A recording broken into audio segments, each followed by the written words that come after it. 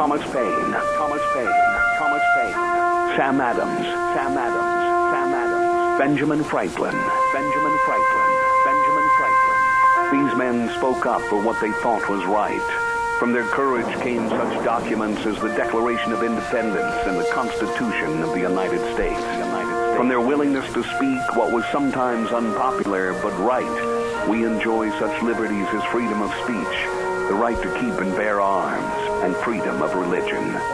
There are those who still wish to oppress our freedoms, and there are still patriots willing to stand up and defend life, liberty, and the pursuit of happiness. Men like Zeb Bell, who honor our founding fathers and what they stood for. It's now time for Zeb at the ranch, speaking up and defending your freedoms. Brought to you by Magic Valley Les Schwab Tire Centers and all of the other great advertisers on the program.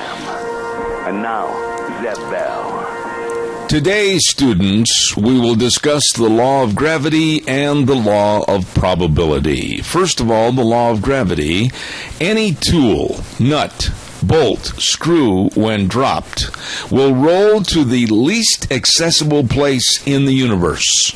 And the law of probability, the probability of being watched is directly proportional to the stupidity of your act. Amen. Good morning, everybody. Here comes Kate Smith, and God bless America, followed by a patriot with our Pledge of Allegiance on a Monday. Good morning. Oh, there she is, the lovely and very talented lady, Kate Smith, and God bless America. Good morning, everybody. Zeb at the Ranch. I'm Zeb Bell with our major sponsor, your Magic Valley Les Schwab Tire Centers, and, of course, some of our great advertisers, including Western Waste Services. Locally owned and operated. Get on the route service. Get rid of your garbage. Call them at 734-6969. Right now on a snowy, blustery, very chilly-looking morning out here for November the 16th is our Pledge of Allegiance. Good morning. Good morning, sir. You are the pledge. Speak loud and clear. All right. I pledge allegiance to the flag of the United States of America and to the republic for which it stands, one nation, under God, indivisible, with liberty and justice for all. Very well done, my friend. Thank you very much. It's time for the weather forecast, and the weather brought to you by Cheney Flooring and Home Design at 1228 Oakley Avenue in Burley. Look for the blue door. I'll tell you what, all your carpet and flooring, kitchen construction, boy, I'll tell you what, they know all about how to do these things, and home decor, whatever you need to make your house a home, and home design. They really can help you with the home design, all the little intricacies to make your home look better. Oh my, yes. Cheney Flooring and Home Design, 1228 Oakley Avenue in Burley. And now here's Gina with the weather. Here's your weather as we kick off another work week for Zeb at the Ranch. We are expecting some snow showers this morning, although it will be light, so just a dusting, if you were. Plus, it's going to be breezy out there. Winds out of the west right around 20 miles an hour. Expect a high of 33 for today. Tonight, low of 26. Tomorrow, still going to be on the breezy side, partly cloudy, high of 44. Overnight, low of 37. Winds picking up again out of the west to about 25 miles an hour. Expect gusts possible of 35 plus on Wednesday. High of 44 with an overnight low of 29. That's your weather for Zeb at the Ranch. Very well done. Thank you, Gina. Appreciate it. Cheney Flooring and Home Design. These are really nice folks and knowledgeable folks that can help you with whatever you need to make your house a home at 1228 Oakley Avenue in Burley. Look for the blue door. Hey, we got a lot of things to talk about this morning, and congratulations to Juan over at Berry Equipment and Rental. He did it again. Won another Grand Slam breakfast from Denny's. He picked the winner in the game last weekend for the Denny's Grand Slam breakfast between Declo and Aberdeen. Had the score really, really close to what it ended up being. So congratulations to Juan this morning. Way to go. And our next championship game, we'll announce it probably tomorrow and have you get your predictions in. Well, the weather's getting a little bad out there, and I want to tell you that if you really would like to talk to SafeLink Internet to get on their internet program, you should do it now. Order your high-speed wireless internet from SafeLink Internet today, 677-8000. Let me repeat, 677-8000. Get the first month free, plus free installation, no contract options, no credit checks, unlimited data. They are the best. SafeLink Internet, serving you. Talking about the best, I've got to brag a lot about Kevin and Cindy and the crew at Daryl's Cleaners, 1223 Albion Avenue in Burley. Oh, my goodness sakes. Every time I go in there and they got my clothes finished, I say, whoa, I don't remember having this shirt. Looks brand spanking new. Well, I'll tell you, that's exactly the response everybody gives. They are good. They can make anything look brand spanking new at Daryl's Cleaners, 1223 Albion Avenue in Burley. You get in there, and don't forget, we're close to Thanksgiving. Maybe the tablecloth's got last year's gravy stains on it. Get it cleaned today at Daryl's Cleaners. Excuse me for coughing. I've been fighting this thing for about 3 weeks now. I apologize. A lot of people have been having little colds and coughs and everything. Want to remind you quickly that Lunch Bunch is going to be, now please write this down, Lunch Bunch is going to be next Tuesday, the 24th, at 11:30 at Denny's. We had to change because of Thanksgiving coming up, and Lunch Bunch will be next Tuesday, the 24th, at 11:30 at Denny's. Don't miss that. By the way, also, we want to say thank you very much to Ramsey Heating and Electric at 2600 Overland Avenue in Burley, 678-0459, the number to call. They open the doors at 7:30 in the morning till 5, Monday through Friday. All your heating and electrical needs. What are you waiting for? Just stop in or give them a call. And don't forget, a little cool out there this morning. We've got the ground covered with snow over here. And for all your heating and electrical needs and your furnace filters, it's Ramsey Heating and Electric, 2600 Overland Avenue in Burley, where they provide warm winters and cool summers. Already mentioned a little bit about Denny's, but I want to tell you a little bit more. Denny's restaurant, of course, at 611 Overland in Burley, and the other location at 291 Pole Line in Twin Falls. Oh my goodness, breakfast, great. Lunch, fantastic. Dinner, take your friends in there for dinner. You're going to love it at Denny's restaurant. And they're so helpful to us. And as I said a moment ago, don't forget next Tuesday, Lunch Bunch at 11:30 at 611 Overland in Burley, Denny's restaurant.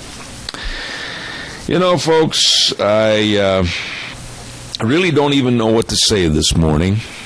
And I don't know what to say different. I don't know what to add to the situation of what I've said for the last many, many months. But I once again, and I think more vociferously than before, condemn the efforts of CSI and the Times News for furthering, promoting, and using this chaotic mess with refugees to their advantage. And I'm going to leave it at that. Their advantage. I, like a lot of people, and I'm not ashamed to admit this, had tears in my eyes watching the horrendous happenings as to what took place in Paris, France last Friday. The devastating and sick shootings and bombings in Paris. 129 innocent people dead, and approximately 400 injured, and that death toll may, very unfortunately, go even higher because of ruthless, absolutely inhumane jihadi Muslims, many with Syrian ties. And that may be some of the people that are coming here. The college leaders and the Times News, are they really so naive and so stupid that they can't understand what's going on? Are they really so naive and stupid that they can't understand that there's an infiltration of some of these people with ISIS into the refugee system? Are they really that stupid and naive? Caller, good morning. You're on the air. I don't think they're that stupid and naive. I think they're getting paid to do it. Doug, I'm going to say this to you before I really get to that point in the program. I am going to be asking everyone to send letters of condemnation to CSI for this refugee program, and also to the Times News for the advocacy of this refugee program of bringing in these Muslims. Listen, let me tell you something, my friend. Representative Peter King, New York, Saturday morning. No records of these refugees stopped them from coming to the United States. James Kallstrom, former assistant FBI director. We do not know who or what these people are. Homeland Security Director Head Michael McCall, stop the refugees. Doug, how come CSI and Times News knows more than those people? Like I say, they're on the take. They're on the dole. Follow the money. That's my opinion. And weren't the Sinai brothers refugees? Yes. And let's see now, what did they do? You know as well as I do what they did, and that's create havoc and terror by blowing up innocent runners at the Boston Marathon. And killing an 8-year-old boy. Yes. His whole life ahead of him. Yes. And not even blinking an eye or thinking twice about it. I mean, what does it take to make an understanding to these liberal loons? And they are loons that live right here in this valley that, hey, wait a minute. We have got trouble in River City, and it's not because the trombone player's sick. Exactly. They need to study their history. Quit thinking with your heart. Yes, be compassionate, but also think with your head and think safety. I mean, it's really bad what they're doing, and I think if you did follow the money, Zeb, you'd know exactly why they're doing this and why they're pushing it. Well, I just can't understand how... Listen, did you read this morning's paper? Honestly, I've got all the excerpts. Marco Rubio has changed his tune on refugees and immigration. All of the folks have changed their minds on refugees and immigration. And except the 3 Democrats that are just nothing more than wax figures standing up at a podium, and they said, oh, well, they would still admit the Syrians, but only after thorough background checks. Doug, I submit to you, you're a smart guy, okay? How are you going to get thorough background checks on these people when there's no process to get that background? There's no computer record information. These people left. There's no backgrounds available. 90% of them probably don't even have a birth certificate. Bingo. If their country even issues one. I mean, I do not understand. Guys in Paris, the fake passports. There was a reporter on that went and got a fake passport on the Turkey. Cost him $2,000, took 4 days. Driver's license, ID, and passport. And the German people looked it over, analyzed it, said the driver's license and ID could be... They could see they were fraud. The passport looked 100% authentic. I am just absolutely at the end of my rope thinking that these people in Twin Falls, Idaho, are that naive or that power lusting for working with the government and getting that check from the federal government for these refugees. My goodness, our safety and security is at stake because, no, they do not know who these people are. They don't. And just my last thought, my personal opinion, they've sold their soul to the devil for the almighty dollar. I can't argue with that. Thank you very much for your call. God have mercy on America. Thank you very much. I appreciate that. Caller, I'm going to ask your indulgence. Please stay with me. I'll be right there. I want to remind everybody about happy Thanksgiving wishes from AMI 719 Overland and Burley with a big 28-foot wrench right over the door. You'll go nuts over their bowls. Alan, Corey, Eric, the whole crew, Rob, and the rest of the crew wish everybody a happy Thanksgiving. Along with Streamline Precision, oh, my buddy Tim and the rest of the crew, they are good people. 120 South, 100 West of Burley. Save on steel buildings with their expertise in manufacturing and contracting. Streamline Precision. They can help you, and they wish you a very happy Thanksgiving. Along with the Golden Valley Warehouse at 468 West, 1000 South of Burley, and they'd like to let all their customers know how much they appreciate them and wish them a very happy Thanksgiving. Caller, good morning. You're on the air. Morning, Rabbits. I've come up with a simple solution for the refugee problem than CSI or any other areas in the nation that are accepting the refugees, is give them the money to go back to their own homeland, take the refugees with them, and make ends meet on their own turf. You know, Earl, think about this and tell me if you think I'm wrong, okay?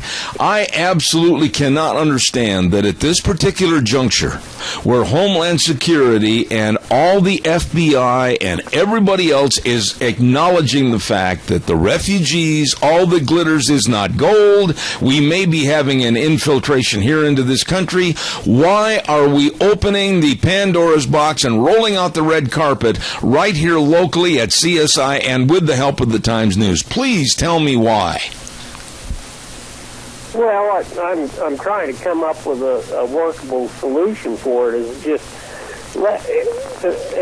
if they need to go back to their own land and learn how to take care of themselves on their own turf, not be infiltrated here. I agree.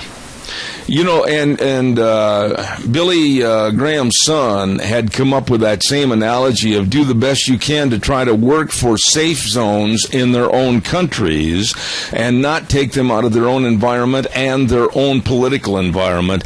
And we're bringing them here, and we have no idea who they are. How dare people that are in power at CSI and the Times News even acknowledge the buffoon idea that they know all about these people? They don't, Earl.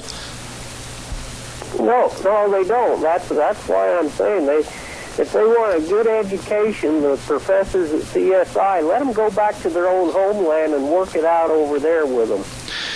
Well, I'll tell you something. I'm really, really concerned what's going to happen in this country. And it was such a horrendous attack on innocent people the other night. And, Earl, it can, and I hope not. I say to the dear Lord above, I hope it doesn't happen here. But I don't know how we're going to stop it. Well, it's like everything, Zeb. It takes grassroots right at home to develop a society. Yeah. It can't be done in D.C. or Syria. You know, it has to be done on the home front, and those people got to learn it. Absolutely. Earl, always appreciate your call. Is it snowing up there? It's blowing. Yeah, there's a little snow. It's got pretty dry. All right. Well, we've got a white ground here at the old Zeb at the Ranch. God bless you, Earl. Appreciate your call. Thank you very much. I want to remind everybody, don't forget our friends at Minnecasia Sales, Zach and the rest of his family and crew. Oh, my goodness, serving you at 1321 East Main Street in Burley with, of course, everything you need. Right now, I want to urge the fact, see how chilly and blowy and blustery it is outside? You better check on the Western windows. Upgrade your windows and save this winter on your heating bills. Please check those out. All the carpet, all the vinyl, everything at Minnecasia Sales. And they bring you Dr. History on Tuesdays at 10:06. Wonderful people at Minnecasia Sales in Burley. Caller, good morning. You're on the air. Good morning, Deb. You know, I've never read the Quran. I don't know if I really want to.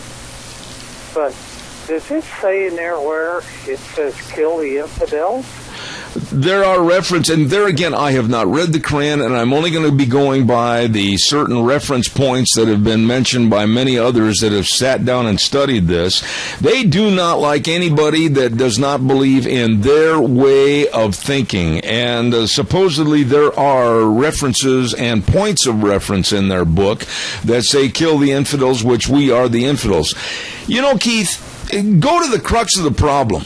Why are we bringing in people that we have absolutely no idea who they are and just laying our lives on the line through sheer stupidity? I don't understand this. I don't either. You know, in the state of Minnesota, I understand there's over 100,000 Muslims that have come into the country and settled there. Now, what's going to happen there is they're going to push out the good people or the people who want to live the lifestyle they've lived for 200 years, and Then, when it comes to election time, their representatives will be the ones who go to Washington. Yeah, it's coming, Keith, and I'll tell you what really makes me so upset this morning is that when you have Representative Peter King go on national news Saturday and say that we don't know who these people are that are coming into this country, and you have the former assistant FBI director, James Kallstrom, say, we do not know who these people are. And then you have Homeland Security head Michael McCall say, stop the refugees, there is no proper vetting. And then you listen to Jeff Fox and the Times News, Travis Quast and his bunch, and they say, oh, well, they've had all this proper vetting. My goodness, Keith, who are you going to believe? I don't know, but what really scares me is when CSI brings in all these refugees and tries to place them around, the owners of the properties, like the apartments or whatever, will have to kowtow to CSI's rules. If they won't rent them to the refugees firsthand, they'll probably be prosecuted. This is a huge mess, and I take the side of people that are very concerned. The FBI, the Homeland Security, and other politicians like Peter King, and I'm very concerned. Keith, by the way, I got to run and get a commercial break in, but I want to extend to you and your lovely bride, Nancy, listen to me a minute, a very happy anniversary today. Oh, thank you. It's been a good ride. All right, I'll tell you what. She is a wonderful lady. God bless both of you. Thank you so much. Thank you. You betcha. Hey, I want to remind everybody about my dear friend, and he is Colonel Dale at the Book Plaza, 222 West 11th Street in Burley. Oh, my goodness sakes, the biggest book and gift plaza around. You realize, and I don't know how they do an inventory in there, but they've got over 2,000 items, 3 floors of books, gifts, jewelry, history right there with Colonel Dale and the crew, and they wish you a very happy Thanksgiving at the Book Plaza. Nice, nice people. Hey, by the way, too, don't forget Burley Physical Therapy and Rehabilitation at 1263 Bennett Avenue, Suite 2 in Burley. The best of knowledgeable physical therapists. They know all the exercises. They know all about all the sports medicine. They know all about how the hydrotherapy pool can help you with the treadmill. They know and they can help you. Helping you get back to feeling and being you at Burley Physical Therapy and Rehabilitation, 1263 Bennett Avenue, Suite 2 in Burley. Please take my advice and call the best to help you. 678-1191. 678-1191. Calls are welcome and appreciated. 436-2244, 1-866-927-4587. I just don't know why we are being subjected to the liberal influence and attitude in this area, in this respective area, that mocks us that are conservative, mocks and laughs at us that question the sanity and the safeness of this refugee center and this refugee program. And I just absolutely wonder why, and I'll say it again, that President Jeff Fox of CSI and Travis Quast of the Times News think they know better about this situation than, again, the FBI and Homeland Security. Where do they get off thinking they know better about what's going on? And here's a very simplistic answer from Marco Rubio. He said, because there's no way, listen to these words, this is not Zeb Bell, this is Marco Rubio. There is no way to background check someone that's coming from Syria. Who do you call and do a background check on them? That's as simplistic as it gets. There is nobody to call. But your calls would be welcome. 436-2244, 1-866-927-4587. Got to do some commercials here, and then I want to welcome your call. Folks, this is so serious. Do not let this lie. Call in, please. Don't forget Mount Harrison Audiology with the lovely Dr. Christine Pickup. And if you're having problems hearing, it might be associated with medicine. It might be associated with something changing with your physiology. It might be associated with depression. There are so many reasons for hearing loss, and I suggest that you get a hold of her today. Make an appointment at 312-0957. Mount Harrison Audiology and Hearing Aids across from the Minidoka Hospital Emergency Room, 312-0957. I am going to give away right now a half dozen delicious cinnamon rolls to Sophie's Chatterbox. And by the way, Sophie wants me to remind you, if you haven't ordered your Thanksgiving rolls, cookies, pies, whatever, you better get them in today. Today might be the deadline, I don't know, or maybe this week sometime, because, man, they're busy and you want to get your order in. But right now I'm going to give away a half dozen cinnamon rolls to a first-time winner only. Don't cheat. Sophie's Chatterbox, 530 East Street in Rupert. And it's a kind of a tough question in a way this morning, because you'd have to have watched the TV series Bonanza. Yep. And I'm going to ask this question, and the person that can call in and tell me the first name of the Virginia City Sheriff. They were always riding into town, Hoss, Little Joe, Adam, and Pa, and they were talking to Sheriff. What was his first name? What was his first name? And this is for first-time winners only. Call me at 436-2244, 1-866-927-4587. Come on, quickly, give me a call. I can't let this go too long, so please give me a jingle. What was the name of the sheriff? The first name of the sheriff on Bonanza. What was it? Old Pa always referred to him by his first name. What was it? Please give me a call. 436-2244, 1-866-927-4587. Oh, I expect somebody to give me a call. Come on, quickly. While I'm waiting for your call that I know is coming in, don't forget Ramsey Heating and Electric offering rebates on qualified Lennox home comfort systems. Yes, whether it's a gas furnace, an air conditioner, or a heat pump, you and your family will enjoy the comfort through Ramsey Heating and Electric and Lennox, where they save you money. Caller, good morning. You're on the air. Ben Coffee? Ben Coffee. Sheriff Ben Coffee? Now, I all of a sudden have got a little sweat beating out on my brow, because that's not the name that I remember from the series that they called him. But if I don't get another caller, I'm going to end up giving you the cinnamon rolls, because it's another name that I heard all the time with Pa calling the sheriff, another first name. But call me back in a minute if you don't hear any winners, because I'm going to give it to you until I check it out, because I'm almost positive that's not correct. Okay? Thank you very much. Caller, good morning. You're on the air. Hi, was it Roy Coffee? Yes. God bless you. What's your name? Patty Knight. Oh, just a minute, Patty. Speak up nice and loud. Patty Knight? Yes. Where are you from? Rupert. Well, Patty Knight, you are the winner. It was Roy, Sheriff Roy, and Ben would always walk in and say, Roy this and Roy that, and all of a sudden that lady scared me a minute ago when she said Ben, but that's from, Ben was on another TV series. I'll talk about that later. But go call Sophie's Chatterbox and let them know when you're going to be there for the cinnamon rolls, and they'll have them piping hot and ready for you, okay? Okay, thank you. Thank you. Patty Knight, thank you. Sheriff Roy. There you go.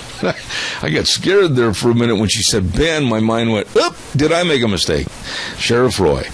All right, calls are welcome. 436-2244, 1-866-927-4587. Please give me a call. You know what really is also very disconcerting over this mess, this heinous mess that happened over in Paris, is that our president, our pathetic president, had stated days before this happened that ISIS was contained. And you know, That is more concerning than anything, because he's also made the statement that climate change is more dangerous than ISIS. And it's time somebody gave a wake-up call to this president for what's really going on in the world around us. Caller, good morning. You're on the air. Yeah, good morning, Zed. The president talks out of both sides of his mouth. He said the most important issue is to the security of our people. And then out of the other side of his mouth, he says, well, we're going to bring in all these refugees from Syria because it's the humanitarian thing to do. Hold on a second, Adrian. Wheels, turn this caller up. I needed to have you turned up a little bit, Adrian. Thank you. Go ahead. Yeah, I can just barely hear you. Yeah, I know. I'm fighting. The equipment is not functioning properly, and we're trying to get it fixed. But go ahead, please. Yeah. Anyway, the whole thing is, when the State Department people that were in charge came to the Dog and Pony show here, some of us met with this Larry Bartlett. He's the head guy, and he admitted to those of us that met him personally and 3 other bureaucrats from back east. They said, we vet these people, but, we really don't have any paperwork on them. There's no boots on the ground. Well, wait a minute. Stop right there. Adrian, wait a minute. How in the world can they perpetrate the idea that they're vetting people when they have no paperwork? Please explain that to me. Yeah, that's what I'm saying. That's totally insane, isn't it? I mean, yeah, they talk out of both sides of their mouth. He did too. And he told our group that we met with, because they wanted the Times News wanted us to make sure that we felt, had a one-on-one with these people. They weren't reassuring at all, and he shared the same information to the whole crowd that night. Of course, that wasn't really brought out, but people don't realize that we're dealing with fundamental Islamic theology that comes right out of the Quran. So anybody that is indoctrinated to that philosophy is our enemy. Now, not all Muslims, of course, adopt that, but we can't take the chance. If only 1% of these refugees coming in here, they could cause tremendous damage and carnage right here in the Magic Valley. And I would behoove everybody to get hold of Governor Otter, the governor of Alabama, the governor of Michigan, who was very supportive of the refugee program, has said no more refugees there. I think we need to just light up the phones and the emails to Governor Otter and say, look, he could stop this program with an executive order. I agree with you, and I think that letters should be sent, not only of stoppage, but also grave concerns over what's going. Let me ask you one quick question and give me an answer to this. When you have, like I've stated twice before, and I'm being very repetitious on this morning, but when you have Representative Peter King of New York, who is involved in illegal immigration and also the studies of these refugees, saying that these refugees coming here are not vetted, and you have the former assistant FBI secretary director, James Colstern, saying we don't know who these people are, and you have Homeland Security head Michael McCall saying stop the program now because there's no proper vetting. How in the world should we and why should we listen to Jeff Fox at CSI and Travis Quast at the Times News? Well, I think you have to look at the bigger agenda, and the bigger agenda, of course, is that Islam has declared war on the world, and whether we like it or not, our president is supporting this bringing in these refugees, because immigration or population jihad is one of the 2 ways, beside the terrorist approach, that they're going to scare everybody into accepting their ideology, or through population they vote themselves in, is already happening in Dearborn, Michigan, Irving, Texas, and other places. So you get a just number, but I'm afraid that we have to realize what the allegiance of our leaders are in the State Department. When we have a Valerie Jarrett back there that was born in Iran, says she wants this nation to be an Islamic nation. Yeah, Farrakhan and all those others that just openly say kill us. Yeah. Folks, we better wake up and let's get hold of the governor and our selected people to cut off the funding. Amen. Very well stated this morning. I appreciate it. Part of it. And CSI people, the trustees, if you know any of the trustees, camp on them too and say, look, stop this nonsense. They want to kill us. When are we going to wake up to that fact?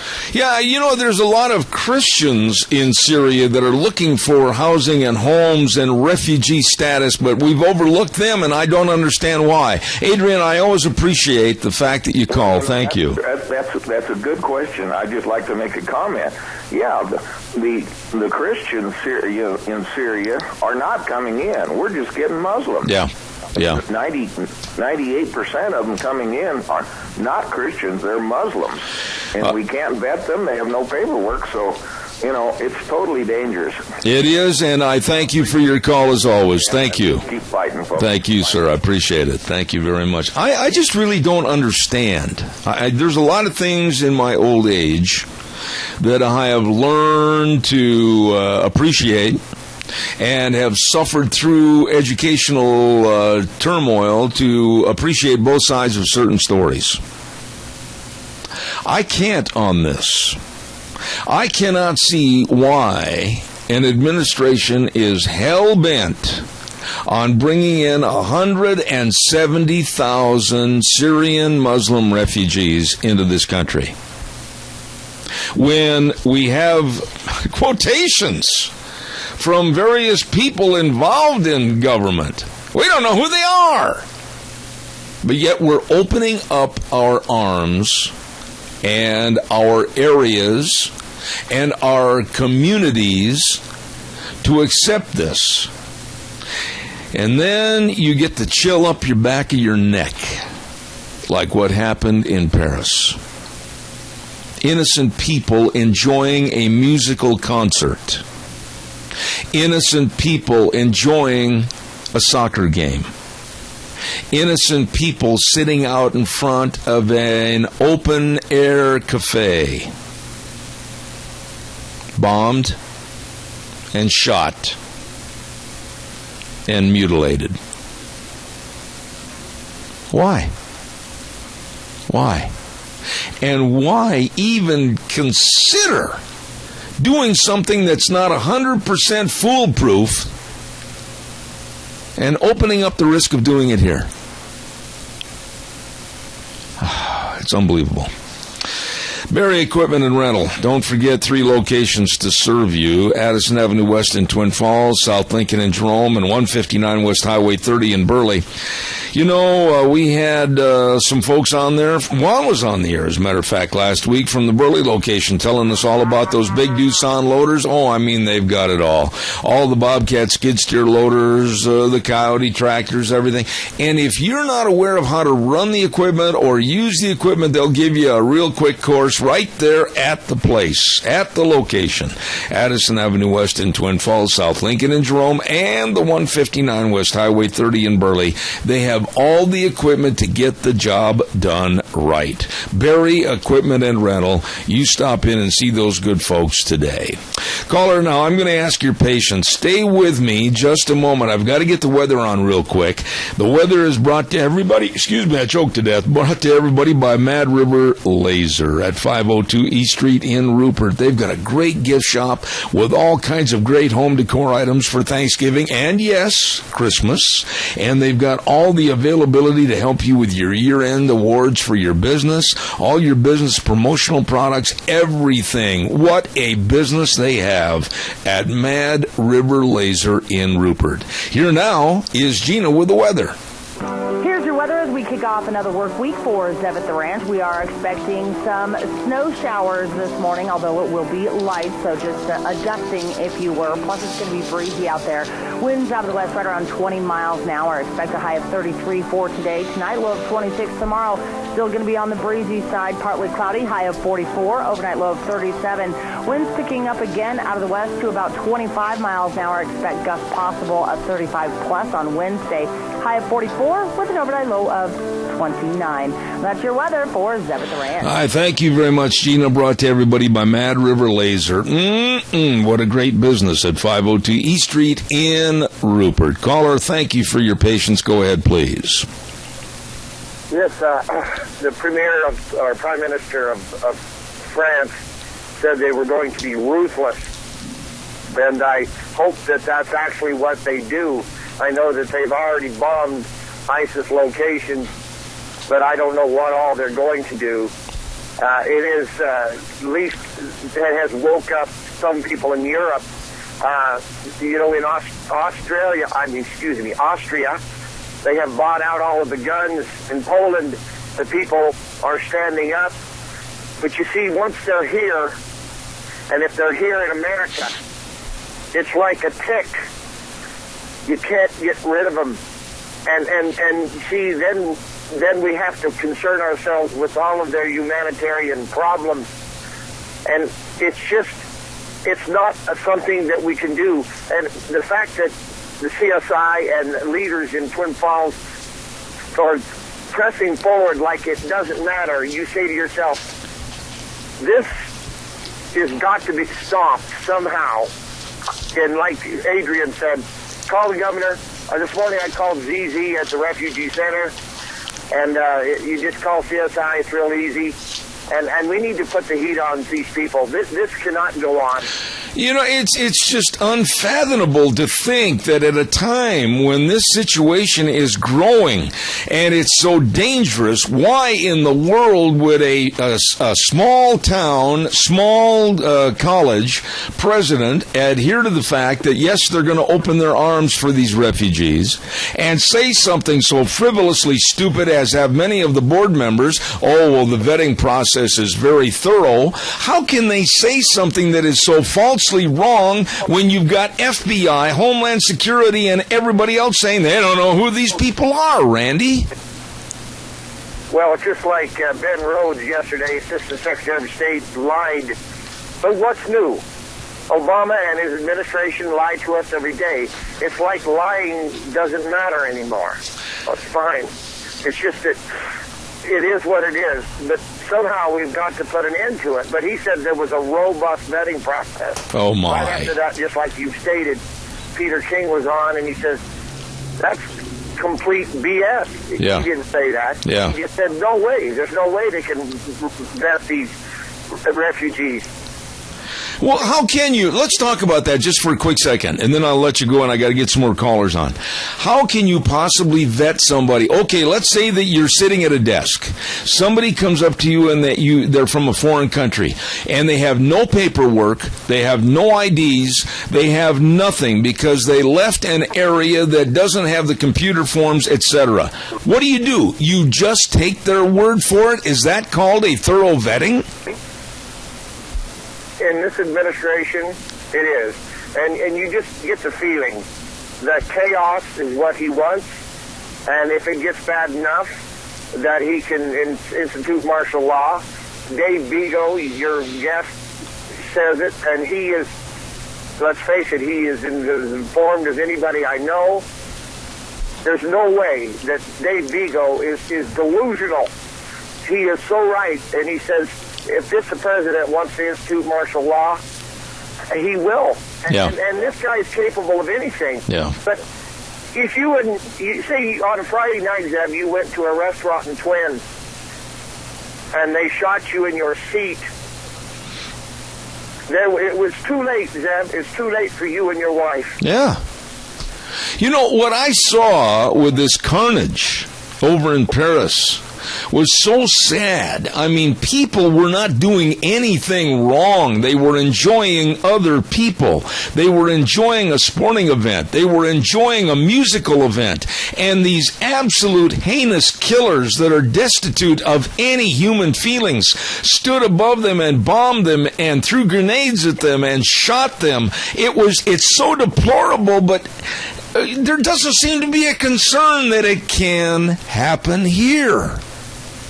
Well, that's always the case. Just like when they asked Sanders and Clinton Saturday night, debate what was the most critical thing facing American population or the world. Climate change. Yeah, that shows you how absolutely void of common sense the Democratic Party is. Well, they're just, let me tell you, Democrats always, they have no principles, so they throw it in with, they just do whatever they have to win. That's all that matters. Yeah. Is, perpetuating their cause. I appreciate your call, Randy. I really do. Thank you very, very much. God bless you, man. Thanks. I just cannot understand how you can, and by the way, the Democrats putting their debate on Saturday night. Saturday night. I mean, the Three Stooges were not very well seen, all the college football and everything else. And for them to stand up at their podiums and say some of the things they did, led by the queen of absolute rejectionable remarks, Hillary Clinton, it was pathetic. I think that's the best word to sum up the Democratic debate, was pathetic. Your thoughts, please give me a call, 436-2244, 1-866-927-4587. Well, I'm waiting for your call to come in. Oh, please, call. Voice your opinion on this, folks, because right now it's so serious as to what's going on, not only over in Paris, but around the world and even right here.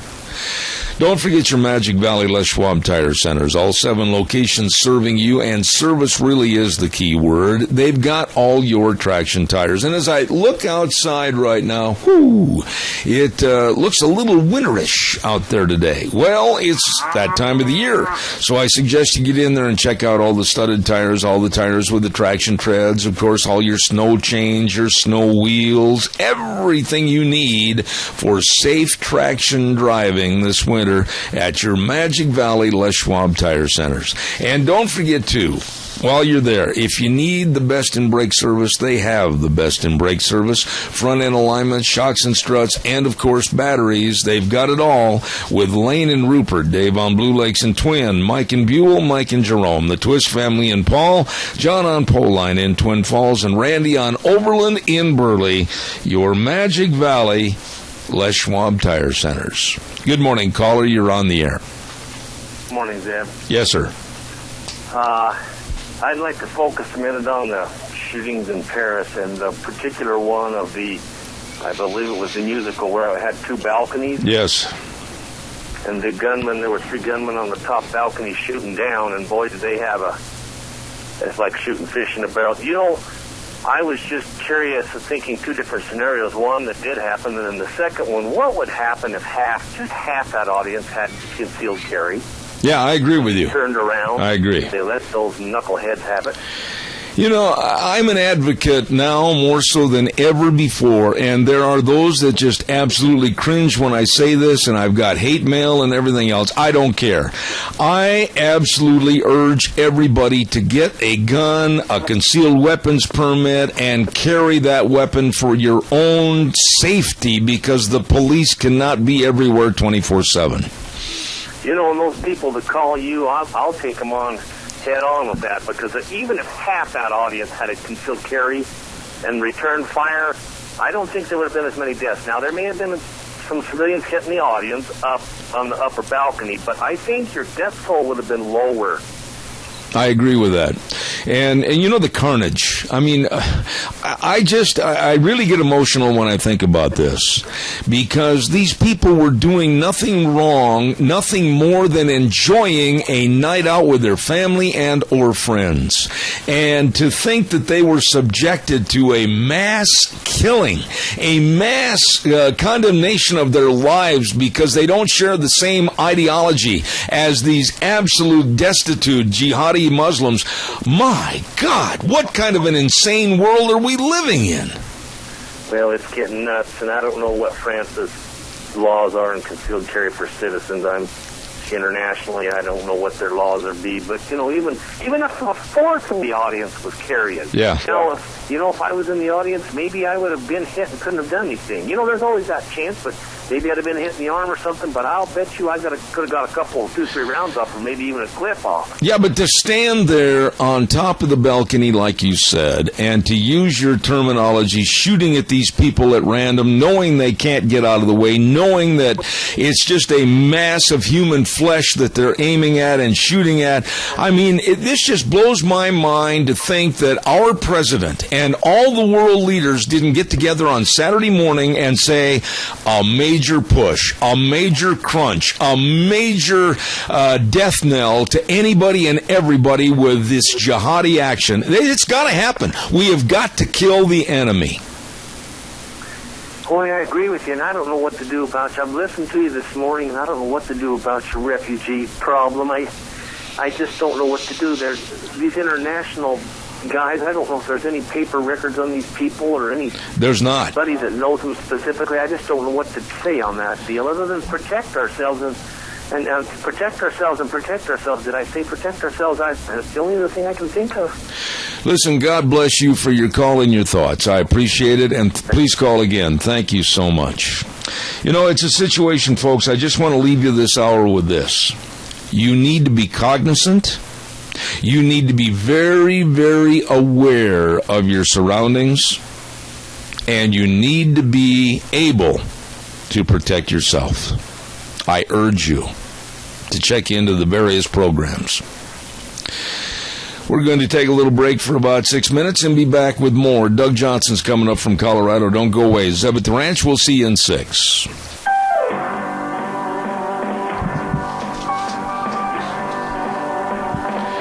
Oh, welcome back on a blustery, and I mean blustery, Monday morning. We've got the ground covered over here with snow and the wind, and it looks like way off in the west right now. Blue sky may be coming. We'll wait and see. Good morning. I'm Zeb at the Ranch, Zeb Bell, with our major sponsor, your Magic Valley Les Schwab Tire Centers, all 7 locations, and our dear friends at Western Waste Services. Wheels, how about putting on Western Waste for us this morning?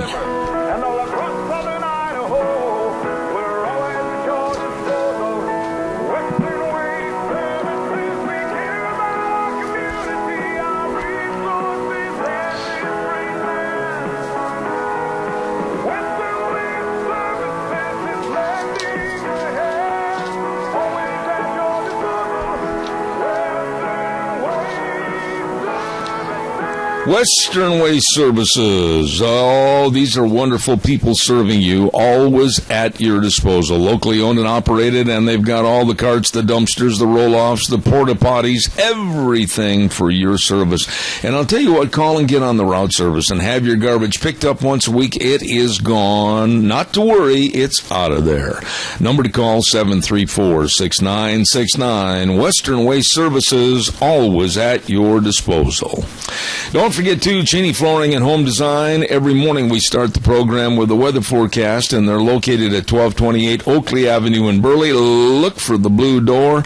All you need, whatever you need to make your house a home, and all the home design products, too. Right there at Cheney Flooring and Home Design. Number to call, 678-6945. While we have just a moment, and I'm going to get my good buddy Doug on the air momentarily, I also want to remind you about Hanson Mortuary, and they're located at 710 6th Street in Rupert. Joel Heward, his family, his staff, with always flexible hours to be there to help you or be where you are to help you when there's the passing of a loved one. They can travel to rural towns and churches and help you with the arrangements, always with the highest ethical standards with unquestioned integrity. Please give them a call today, 436-5636. Hanson Mortuary, 710 6th Street in Rupert. Right now, I'd like to say good morning to my dear friend back in Colorado, and that's Doug Johnson. Doug, good morning. How are you, sir?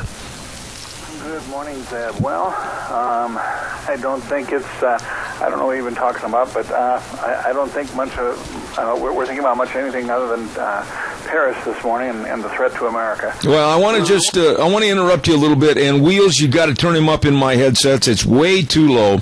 Doug, I want to tell you that is what we're talking about this morning. And I'm going to say this, and I'm going to be very short and succinct about this. Our local college, the College of Southern Idaho, and our local newspaper has been an advocacy group or groupings for bringing in Muslim refugees into this area. And now more than ever before, I'm asking my listeners to send letters of condemnation and stop this program. Do you think I'm right or wrong? Let me first say, I was hearing you real good. In the middle of your sentence, your volume dropped dramatically. Yeah. I have no idea what our equipment problems are, and I'm really at the end of my rope on some of this, Doug. I appreciate it, but what I said was I think that there has to be a regrouping and a stoppage of various groups around the country bringing these people, these refugees, into areas where they're not vetted. We don't know who they are. Our safety is at stake. Do you agree or disagree? Absolutely agree, Zeb. I think that it's foolish to think anything other than what you just said. But I think we also have to remember that our government wants them here, and they want them in areas like yours, areas that can be more conservative, to try to offset the votes and affect the House of Representatives long term. If they can skew areas to be more liberal, it changes the districting and changes the effect on how our government is laid out. I agree with you, but right now we've had, since last, that horrendous happening in Paris, France, with innocent people, 129 dead, approximately 400 wounded, and even some of those may not last with us. And we're looking at this just carnage. And we've had Representative Peter King of New York. We've had former Assistant FBI Director James Kallstrom. We've had Homeland Security Director Head Michael McCall all say, stop the refugee program. We do not have an accurate or adequate vetting process. Yeah, and the sad part is we've known this all along. This is no surprise. You and I have talked about this many times. They have admitted for a long time we can't vet them. We have no way to vet them. And yet this is not what Obama wants. He and the Democrats want to open this up and bring these people in. They're not worried about it. They want to make America like every other country in the world. And so, unfortunately, as I say in my blog post this week, really the solution that our Congress should have taken long ago, because he's broken the law so many times, they should have impeached this president, and they haven't. And so we have a problem on our hands now because of the people we've allowed to stay in office on both sides of the aisle. But what do? I mean, we here locally have a College of Southern Idaho that the President, Jeff Fox, and his board of directors have said, the vetting process is so thorough. We know everything about these people. And then they're enhanced by a local newspaper called the Times News that absolutely keeps putting article in after article in about, how safe this is, and the vetting process is so thorough. The brainwashing is absolutely pathetic. Well, it is. One of the things I wonder, especially when you talk about local media, like a local newspaper there, it would seem, you have a relatively conservative community from what I understand, it would seem it would not be that hard to not just boycott the paper in the sense of not buying it, but actually force advertisers to quit advertising with them, force them to either change their ways or go out of business. We don't need to be listening to this stuff. It's like somebody said to me over the weekend, they asked me about the Democrat debates, and my response is, I didn't watch them. I don't bother to watch them. I don't have to watch them. I know exactly where they stand on every issue. I don't need to hear their claptrap. And frankly, we don't need to be polluting our minds with this stuff. We need to clear our minds. And so our media, our educational institutions, all these places need to have we need to clean house because it's ridiculous. We shouldn't put up with this stuff. We have a caller, I believe, waiting to make a comment. Go ahead, caller, quickly, please. Yes, Doug, Zeb, over the top of the hour, the news said that Twin Falls School District has 272 homeless children, and it's on the rise. And you say to yourself, on top of everything else, we're going to import more of them? and I'll hang up. You know, Doug, when is enough enough? When do you have to look at the handout of helping someone as a Christian when you turn around and look at the devastation and the sorrow that you've wreaked with your own people? I mean, pretty soon you have to say enough is enough, and we've got to take care of our own first, or the boat's going to sink, don't we? Well, I'm not countering what you're saying. I'm just making a comment here. So I don't think it has anything to do with Christianity. Our nation isn't Christian anyway. It's culturally, but it's not spiritually. But right. I think that just from the standpoint of goodness, I think we have an obligation to take care of our homes, to extrapolate, and this is not biblically accurate, but the Bible does talk about if we don't provide for our own household, we don't deserve to eat. If we don't work, we don't eat. So our household is our nation in many ways. You can go to many corners of this nation, not very far from where I used to have a home here in Colorado, are the third and fourth poorest counties in the country. Many people in those counties still have outdoor outhouses. They don't have indoor plumbing. We go to Appalachia. I'm sure there's parts, in all parts of the country, but especially out west here in the rural areas, there are a lot of people in real need. And, instead of encouraging this, instead of governments like here in Colorado where they legalize marijuana and encourage all these homeless kids to come here and live high on the streets, we shouldn't be doing this. This is the insanity of what is going on in our country. Doug, please allow me to have a commercial break. We're close to Thanksgiving, and we've got a lot of great advertisers, and I'll be right back with Doug Johnson with more of his viewpoints in a moment. Don't forget, Happy Thanksgiving from the Goodie Shop at 133 West Main in Burley. If you're having a hard time deciding what to get your boss or coworkers for Thanksgiving, they've got the answers. Baskets full of cookies or fruit with your name on it from the Goodie Shop in Burley, 647-0106. Happy Thanksgiving from Magic Valley Irrigation, 44 East, 500 South of Burley. To all the area farmers and ranchers, thank you for producing products for us to eat. And Jeff and the crew wish you a very happy Thanksgiving at Magic Valley Irrigation. And the Minnecasia Chamber of Commerce at 1177 7th Street in Hayburn. And Kay and the rest of the crew always with a great visitor center and a great gift shop at the Minnecasia Chamber of Commerce. Wish you a very happy Thanksgiving. Doug, here we have a president, and I'm using that term loosely, that a couple of weeks ago said that the biggest worry and threat to all of us as Americans is climate change, and he's going to the G20 summit talking to other leaders of the world about climate change as the number one concern, and it seems like he still doesn't get it. After the carnage in Paris, this man still doesn't get it. Your thoughts?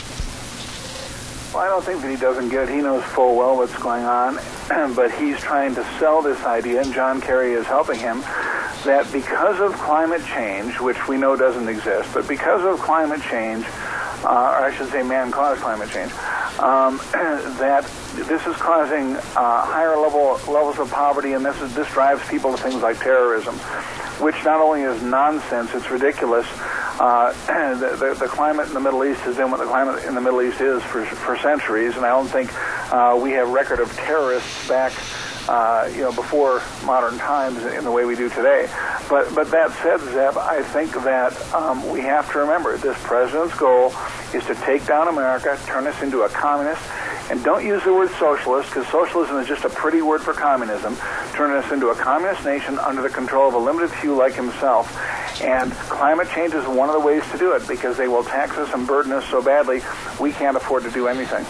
Well, and what you said is exactly true. And later on this morning at 10:30, I've got a gentleman coming on from watchdog.org, Rob Nikolevsky, that's going to break down the costs and the burdens to you and I and every American because of this idiocy called climate change with the destruction of our electrical system. But, I want to go back to this refugee program. There is no way, Doug, that you can vet these people, because here they are. And Marco Rubio this morning in the paper even had a quote, and I'll read it to you and I want you to respond. He said there is no way to background check someone that's coming from Syria. Who do you call and do a background check on them? That's exactly the point. These people have no paperwork, they have nothing, and ISIS has already infiltrated the refugee program. How dare a a local college like ours or a local newspaper like ours insinuate that they have been vetted. That's absolute lunacy. Well, I think it is, and I've got to jump on something that you said or you quoted here, Zeb, because I think it's really important for the listeners. The quote from Marco Rubio is excellent. He's absolutely right, but we have to remember not to fall for this, as this makes him a good candidate. He still stands for amnesty. We have to remember he voted against screening the refugees coming into this country prior to this Paris attack, so he voted against screening them. If he suddenly had an eye-opening, awakening moment, my concern is, why didn't he understand this before? You and I didn't have to go through a terrorist attack anywhere to understand the threat of this to our country. We saw this as a Trojan horse for Europe, and we see it for America, too. And we can't afford to have politicians in office that don't see this. We must replace these people. They are very dangerous for the safety of our country. Yeah, but there's a caveat there. The Three Stooges on Saturday night, the Democratic debate, they all said, quote, that they would admit Syrians, but only after thorough background checks. There again, Doug, I defer to you and your knowledge. Where are you going to get a thorough background check? It's impossible.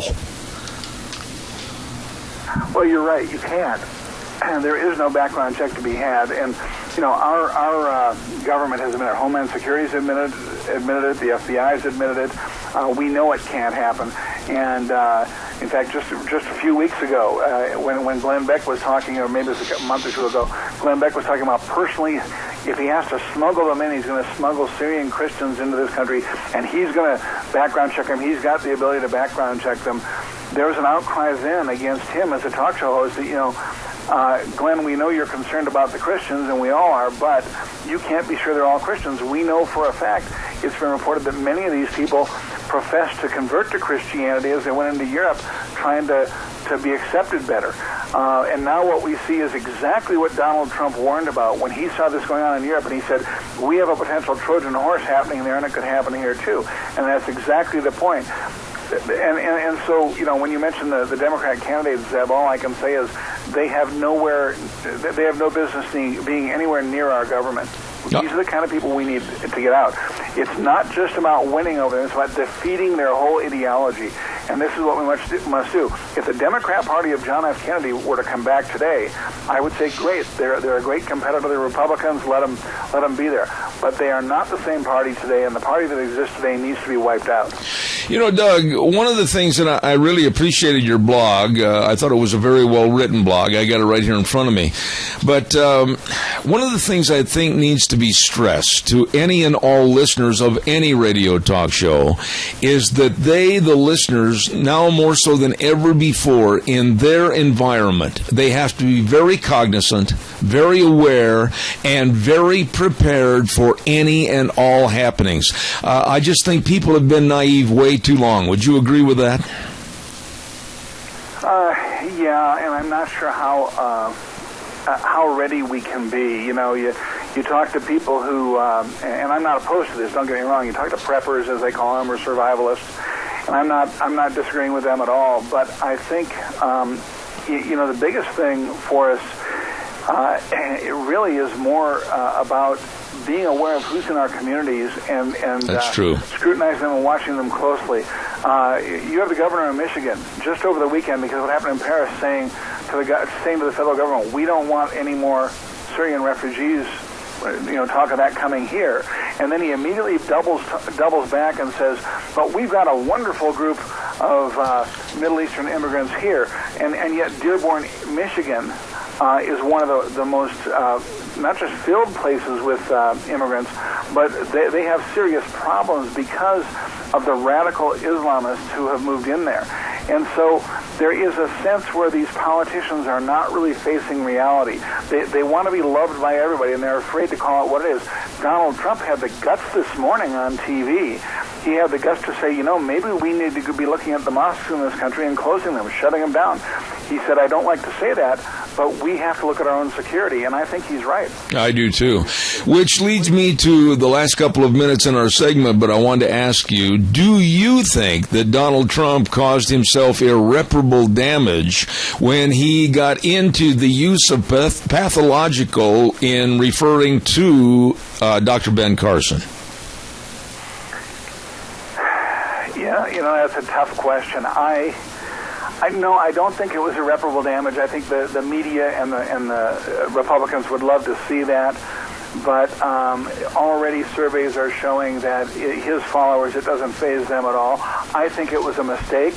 I mean, there are some things with Ben Carson I don't agree with and I'm concerned about, although I do like him a lot. But I think that Trump does not understand, and this is my theory, he does not understand the kind of man that Ben Carson is and the appeal, the way he appeals to people. It's a different kind of appeal than Donald Trump has. It's a completely different mindset. And so when you attack Ben Carson, what's going to happen is people are going to double down and defend him. And I'm not saying he shouldn't be defended. I think Ben Carson is a wonderful human being. But I think Donald Trump, I think he's done himself some damage, but I don't think it's irreparable. Do you see any changes in the not only polling but also the popularity figures over since the last week when we talked? Do you think anybody made some huge jumps as far as the political popularity polls? Rubio, Cruz, Trump, Carson, maybe even Bush. Do you see any changes that I'm not aware of? Actually, I think Trump has made some significant changes, but the big one is Ted Cruz. And, I wrote about it a week or so ago, and I know you mentioned it one morning when I was on, but we didn't talk about it. And I would highly encourage people to go read it because Ted Cruz has some real electability problems people aren't aware of. And I think if Ted Cruz gets the nomination, I think we will not only lose the presidency, and it's not, let me say, it's not because I don't like Ted Cruz or what he stands for. Yeah. I think he's great, but he has some legal problems that he's not facing and that cause some real issues. And it will cost us not just the presidency, but it will cost us many seats in the House and Senate also. But Doug, bottom line, and we keep being repetitious on this statement, but it's something that has to be mentioned. When you look at the candidates for president and you look at who's running from the GOP, I would take any one of them over the likes of Hillary, her background, her excess baggage, and her under-the-table scandals. How could anybody want that woman as a president?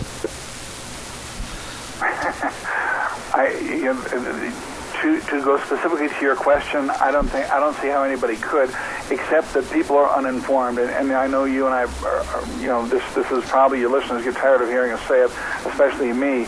But most people are not informed. The vast majority, the huge percentages of America, don't even know about her scandals, don't even know what she is. They just know, she was First Lady. Yeah. They might not even know she was a senator or she was Secretary of State.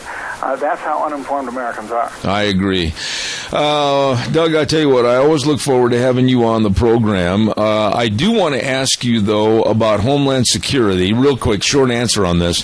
The NFL, the NBA, and other venues have really stepped up security. Are you hearing anything about your area back in Denver area? I haven't, but I'm sure there are things happening. Even as liberal as Denver is, the concerns for security on the part of the professional sports associations is going to be very high. Anybody who's thinking at all, on the left or right, has to know that being anywhere where there's a large congregation of people has great potential for danger. As I said to a friend recently, the last place I would go these days is to a major event like a sporting event or something, just from a standpoint of security. Not because they're not trying to make it safe, but because it's a prime target, and it's not the place to go. Absolutely. Doug, I really appreciate you. You are one of my favorite people to have on my program. Doug Johnson in Colorado. Thank you, my dear friend. God bless you, and we'll see you next week. Thanks, Zeb. You have a great week, too. I'll talk to you next week. All right, buddy. Thank you so much. One of my dear friends right there, Doug Johnson, and I appreciate him being on the program with us this morning. We're going to pay some bills, and then in just a few minutes, we're going to have the lovely Carrie Kupek with the Alliance Defending Freedom. Stand by for that. Don't forget, let's ride 270 Highway 24 between Rupert and Hayburn, where the fun is sold, and I'll bet you they're licking their chops over there going, snow, snow. Snow. Yes, sirree, Bobby, they've got all the snowmobiles. They've got the snow sleds. They've got everything. They got all the accessories. That is where the fun is sold. Stop in and see them today. And they got the snow plows, too, for your four-wheelers. I wish I had one of those, and I got to go get one. I just got a feeling we're going to have snow all winter long. Anyway, check it all out at Let's Ride. 270 Highway 24 between Rupert and Heyburn. Yes, sirree, where the fun is sold. Really nice people. By the way, too, don't forget, when you're over there on Highway 24, don't forget our dear friends Cameron and Siemens Insurance. Highway 24 in Rupert, life insurance, health insurance, retirement planning, employee benefits, all this and more to make sure that you're protected, your family's protected, and your business is protected. They are very dedicated and responsive to your needs, so please write this number down and call. Make an appointment today at 436-4424. Cameron and Siemens Insurance, 436-4424. Really nice folks. By the way, talking about nice folks, how about the great friends over at the bookstore and office supply on the square in Rupert? They're having their annual carton sale, and they're located at 515 5th Street in Rupert. The bookstore carries a large inventory of office supplies every day: file folders, envelopes, mailers, bankers, boxes, binders, sheet protectors. The list goes on and on. So please check it out today at the bookstore and office supply on the square. Annual carton sale going on right now in Rupert. Really nice people. Oh, my goodness sakes, weather forecast calling for some really colder colder. I'm not going to use the word cooler. I'm going to say colder temperatures and wind and snow. And I know a lot of areas probably aren't getting the snow right now. We've got, the ground is covered out there, and the winds are blowing. And in other areas, they're just getting the winds. So please, if we do have snow on the ground and on the roads, drive carefully out there this morning.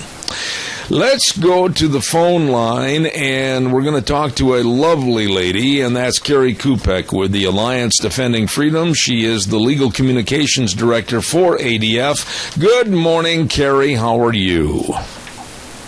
Doing well, Zeb. How about yourself? Where are you, in Washington, D.C. this morning? I am. What is the weather back there, by the way?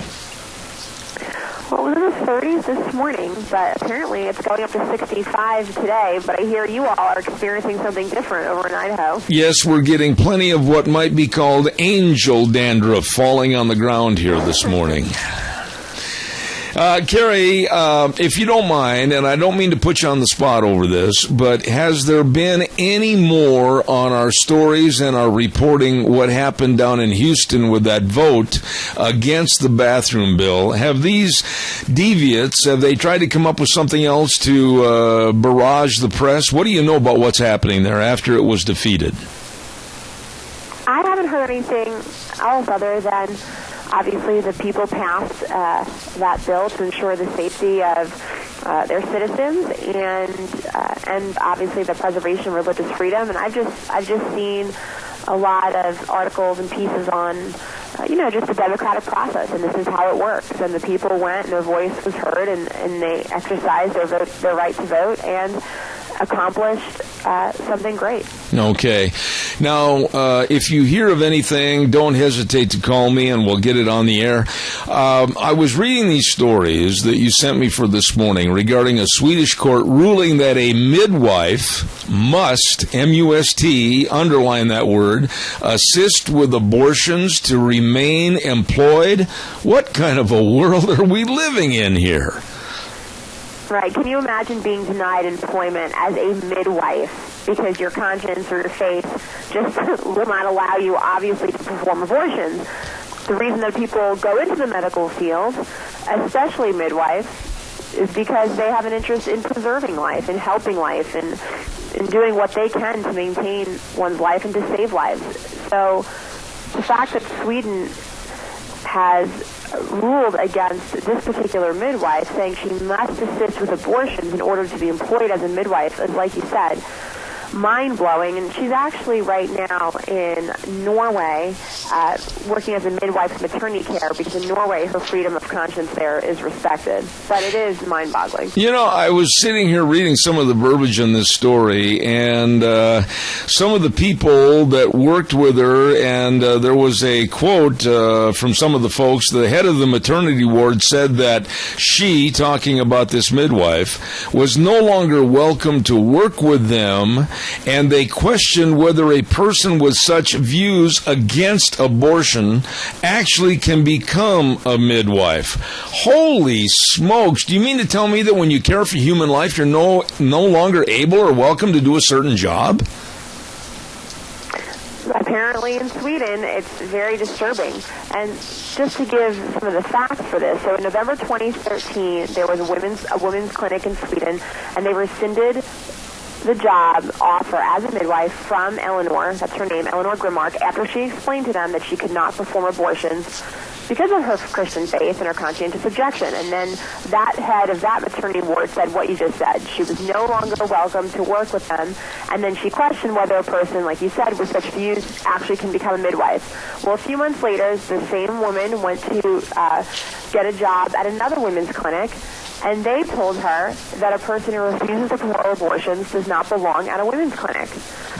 Then she went to another clinic at a hospital, and they actually offered her a job, but then withdrew employment after they learned that she had filed a complaint against the first offer, the first organization, because of them rescinding the job offer because of the abortions. And then the head of that last hospital told Eleanor that no employee was allowed to publicly take a stand against abortion.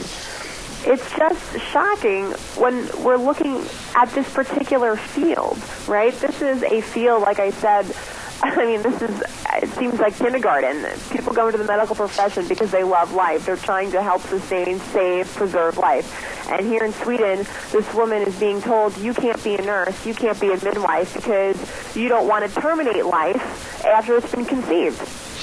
What do you think will be the final outcome of this and possibly future cases of the same nature? Well, we're going to continue to file briefs and lawsuits that, fight for the people's rights over there to be gainfully employed without having to violate their faith and conscience in such a terrible way, especially in the medical field. Being pro-abortion should not be a requirement for employment as a midwife. Medical centers should respect that desire and conviction, and quite frankly, not just respect, but welcome that. If I was a medical center employing people, I would want people who were absolutely committed to life and preserving life. So if I had someone who came in and said, I don't want to perform an abortion, but of course I'll do anything else, I would think, this is great. What a great candidate. I know they really are committed to life, and this is why they're here. So we will see what happens. Carrie, another story that you sent me was about the United States Supreme Court to weigh in on Texas law against cut-and-run abortionists. Please give me an explanation of what that headline means. Well, this is very interesting. The Supreme Court on Friday, this past Friday, agreed to take up a case out of Texas, and basically, the case boils down to this. There's a Texas law that was passed, and it basically says that abortion facilities need to have the same health and safety protocols and standards as a local ambulatory or surgical outpatient center, because obviously abortions, surgical abortions, those speak for themselves, and medical abortions have a lot of similar effects to like surgical abortions. And so when I say medical abortions, I mean those abortions that are taken by pill. So these are chemical abortions. So this law says, look, if you're going to have an abortion facility, you got to have the same health and safety standards as a local surgical center would. And number two, doctors performing these abortions must be admitted to local hospitals in case anything goes wrong and emergency arises. Well, I don't see how anyone could look at this as unreasonable. This is a very pro-woman, pro-safety and health standards law.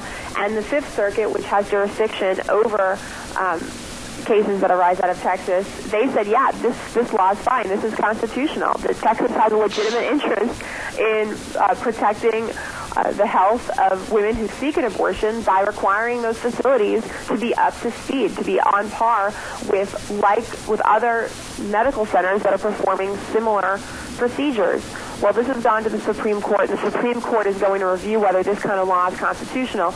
And it's been very interesting to see how this law has been framed in the mainstream media. I was looking at the coverage over the weekend, and you see all kinds of reports that say, oh, this is the biggest abortion case to hit the court in years. And I saw a headline that said, abortion access for women, not just in Texas, but nationwide, hangs in the balance. And I'm thinking to myself, are we talking about the same law here? Yeah. Now, Carrie, I don't know how to phrase this actually, but I know you can put it in perspective for me. It seems like with all the heinous activities that have happened in the world, especially this last Friday with the mass shootings and bombings in Paris, etc., all the information and the news stories have basically leaned towards coverage of that story. And Planned Parenthood has, in my opinion, got off the hook. Has this quieted down? What's going on as far as the debate about Planned Parenthood and the funding? Well, there were a couple of interesting things that happened this last week with respect to Planned Parenthood. For starters, I'm sure you watched the GOP debate earlier this week, and earlier last week, rather. And if you saw Marco Rubio give that beautiful kind of speech about family and the most important job one can have is to be a parent, and we want to do everything we can to advocate for the family. It was really a beautiful response he gave in one of the answers. Well, Hillary Clinton on Twitter responded to Senator Rubio's statement by saying, oh, it's really pro-family, and she listed equal pay and different things, and then said Planned Parenthood. Oh, so my. That got the social media world a-buzzing. The fact that Hillary Clinton's response to Senator Rubio's beautiful statement about family and parenting is to put in a plug for an organization that harvests baby parts. And then another thing, Planned Parenthood put out another tweet this week that said every child deserves to live into its full given potential. And I'm thinking to myself, is this a joke? They terminate how many millions of babies per year, and you're going to talk about children deserving to live their fullest life potential? Well, how can they do that if Planned Parenthood eliminates them from existence? And so that was another thing that got a lot of people talking in the social media world. So this discussion is still fully in front of people's faces and minds, and I think the Supreme Court taking up this case on Friday generated a lot of media coverage. So this is a conversation that is not going away, obviously shouldn't go away, and hopefully we'll continue to see some movement in that area.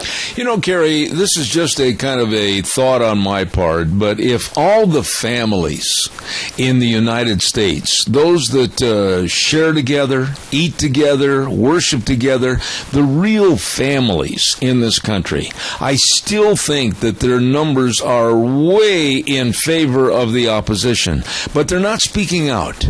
They are the quiet right. And that's unfortunate, because I think if they'd start speaking out, we could really rectify a lot of the problems in this world, especially those with Planned Parenthood. Would you agree with that? I completely agree. I think that's a huge part of the problem. And polls show, when people see the videos, the Planned Parenthood videos that expose the doctors and executives joking and callously talking about baby parts and negotiating over the sales of hearts and lungs and livers. Polls show that people's opinions change and have obviously a negative view towards Planned Parenthood, and rightfully so. So when people actually are presented with the information, according to polls, it changes their minds and their hearts. But to your point, it's not just a matter of being internally changed. These same folks have got to speak out and do something about it. Absolutely. Carrie, please tell everybody how they can follow these stories and more with the Alliance Defending Freedom. They can go to adslegal.org. And this lovely lady is enjoying, I would say, balmy temperatures and weather back on the East Coast. And meanwhile, we're going to go out during the next break and hook up our Huskies so we can make it and mush to the general store. Thank you, Carrie. Thank Thank you. Be safe out there. All right. God bless. Thank you very much. Carrie Kupek, a lovely, lovely lady, legal communications director with the Alliance Defending Freedom, and we're very fortunate to have them on our program every single Monday. Right now it's time for the weather. I can tell you what the weather is. It's cold and blowy and snowy. Oh, wait a minute. There goes my doggone phone. I can't answer that right now. Gano Landscaping and Sprinkler Service at 438-2485 or 431-8733. All your trimming and pruning and removal of tree limbs, emergency work, and blowing out sprinkler systems. Oh, did I trigger a thought? You mean to tell me you haven't had your sprinkler system blown out? You better call. It's cold out there. And Scott also has a brand new curbing machine, so if you want a brand new curber on your property, you know who to call. Gano Landscaping and Sprinkler Service, 438-2485. Right now, here's Gina with the weather. Here's your weather as we kick off another work week for Zev at the Ranch. We are expecting some snow showers this morning, although it will be light, so just a dusting, if you were. Plus, it's going to be breezy out there. Winds out of the west right around 20 miles an hour. Expect a high of 33 for today. Tonight, low of 26. Tomorrow, still going to be on the breezy side, partly cloudy, high of 44. Overnight, low of 37. Winds picking up again out of the west to about 25 miles an hour. Expect gusts possible of 35 plus on Wednesday. High of 44 with an overnight low of 29. That's your weather for Zev at the Ranch. Thank you, Gina. Brought to everybody this hour by Gano Landscaping and Sprinkler Service, 438-2485 or 431-8733. You call Scott and the crew today, and they can help you with all your trimming, pruning, removal of tree limbs, emergency work, and your sprinkler systems. All right, now it's your turn. 436-2244, 1-866-927-4587. Needless to say, this program, and I've talked to many people on the East Coast already this morning with the various publicity think tanks, for all the various news agendas that come out on the East Coast, whether it's ABC, CBS, NBC, CNN, Fox News, whatever. Excuse me, we've been in touch with them. The horrendous shooting and bombing on what happened to very innocent people in Paris last Friday evening, absolutely horrendous. But very unfortunately, we need to think about and really concern ourselves about the possibility of can it or will it happen here. And I, for one, am very, very concerned, and that's why I've said for a long time on this program, we need to be much more vigilant. We need to know our environment. We need to know our surroundings. We need to know what we're putting ourselves into as far as possibly a dangerous situation with, like in the case of what happened this weekend over there in Paris, that soccer game. And thank the good Lord above that the security people basically thwarted the bombers from getting into the stadium, because I hate to think, I shudder to think, what would have happened had they pulled the cords on those bombs inside that soccer stadium, I believe filled with approximately 70,000 people. But I do an ad, and I'm going to do it right now, for Red's Trading Post at 203 5th Avenue South in Twin Falls. Now listen to what I'm saying. It's not really all an advertisement, it's a precautionary warning that we all need to be cognizant and aware, because the police cannot be everywhere 24/7. And Red's Trading Post, along with many other businesses like theirs across the United States, have a large selection of firearms from Browning, Beretta, Weatherby, Ruger, Benelli, Smith & Wesson, and Winchester, all the ammo and all the accessories. And they have the folks that know guns that can help you find what is more comfortable and right for you. Since 1936, they've been in historic Old Town Twin Falls, and I urge you to get in and check out a firearm for you and your protection. At Red's Trading Post, 203 5th Avenue South in Twin Falls. Stop in and see them today. As I stated earlier, now more than ever before, I believe that we have to be ready to protect ourselves. And, excuse me, we had a caller the first hour that called in and said, he wondered what would have happened and how much of the shooting and the killing may have been stopped if people in the audience at that theater during that concert and people at other locations would have had the right or the concealed permits to carry weapons and possibly take out some of the perpetrators. You're not going to eliminate all the death and destruction, but we need to be aware, I think, and always ready to be helpful to the powers that be, especially more so today than ever before. When I listened to some of the people that were in the theater, when I listened to some of the people that were in that cafe, and when I listened to some of the people that were in that soccer game, they were virtually helpless, absolutely helpless, and dependent upon help when it finally arrived. What are your thoughts about this? Do you think that now there will be more nations that, even like our president, with stronger gun control laws, more regulation? Do you think now is the time, more so than ever before, to learn how to protect yourself? I do. Give me your calls. Let me know your thoughts on this.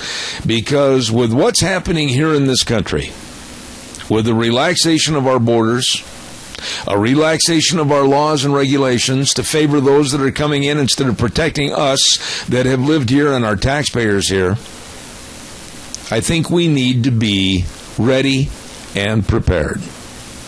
Your thoughts, give me a call, 436-2244, 1-866-927-4587. I'd like to hear what you have to say about it this morning. Hold on just a second. Got to take a little drink of water. Stand by. Okay.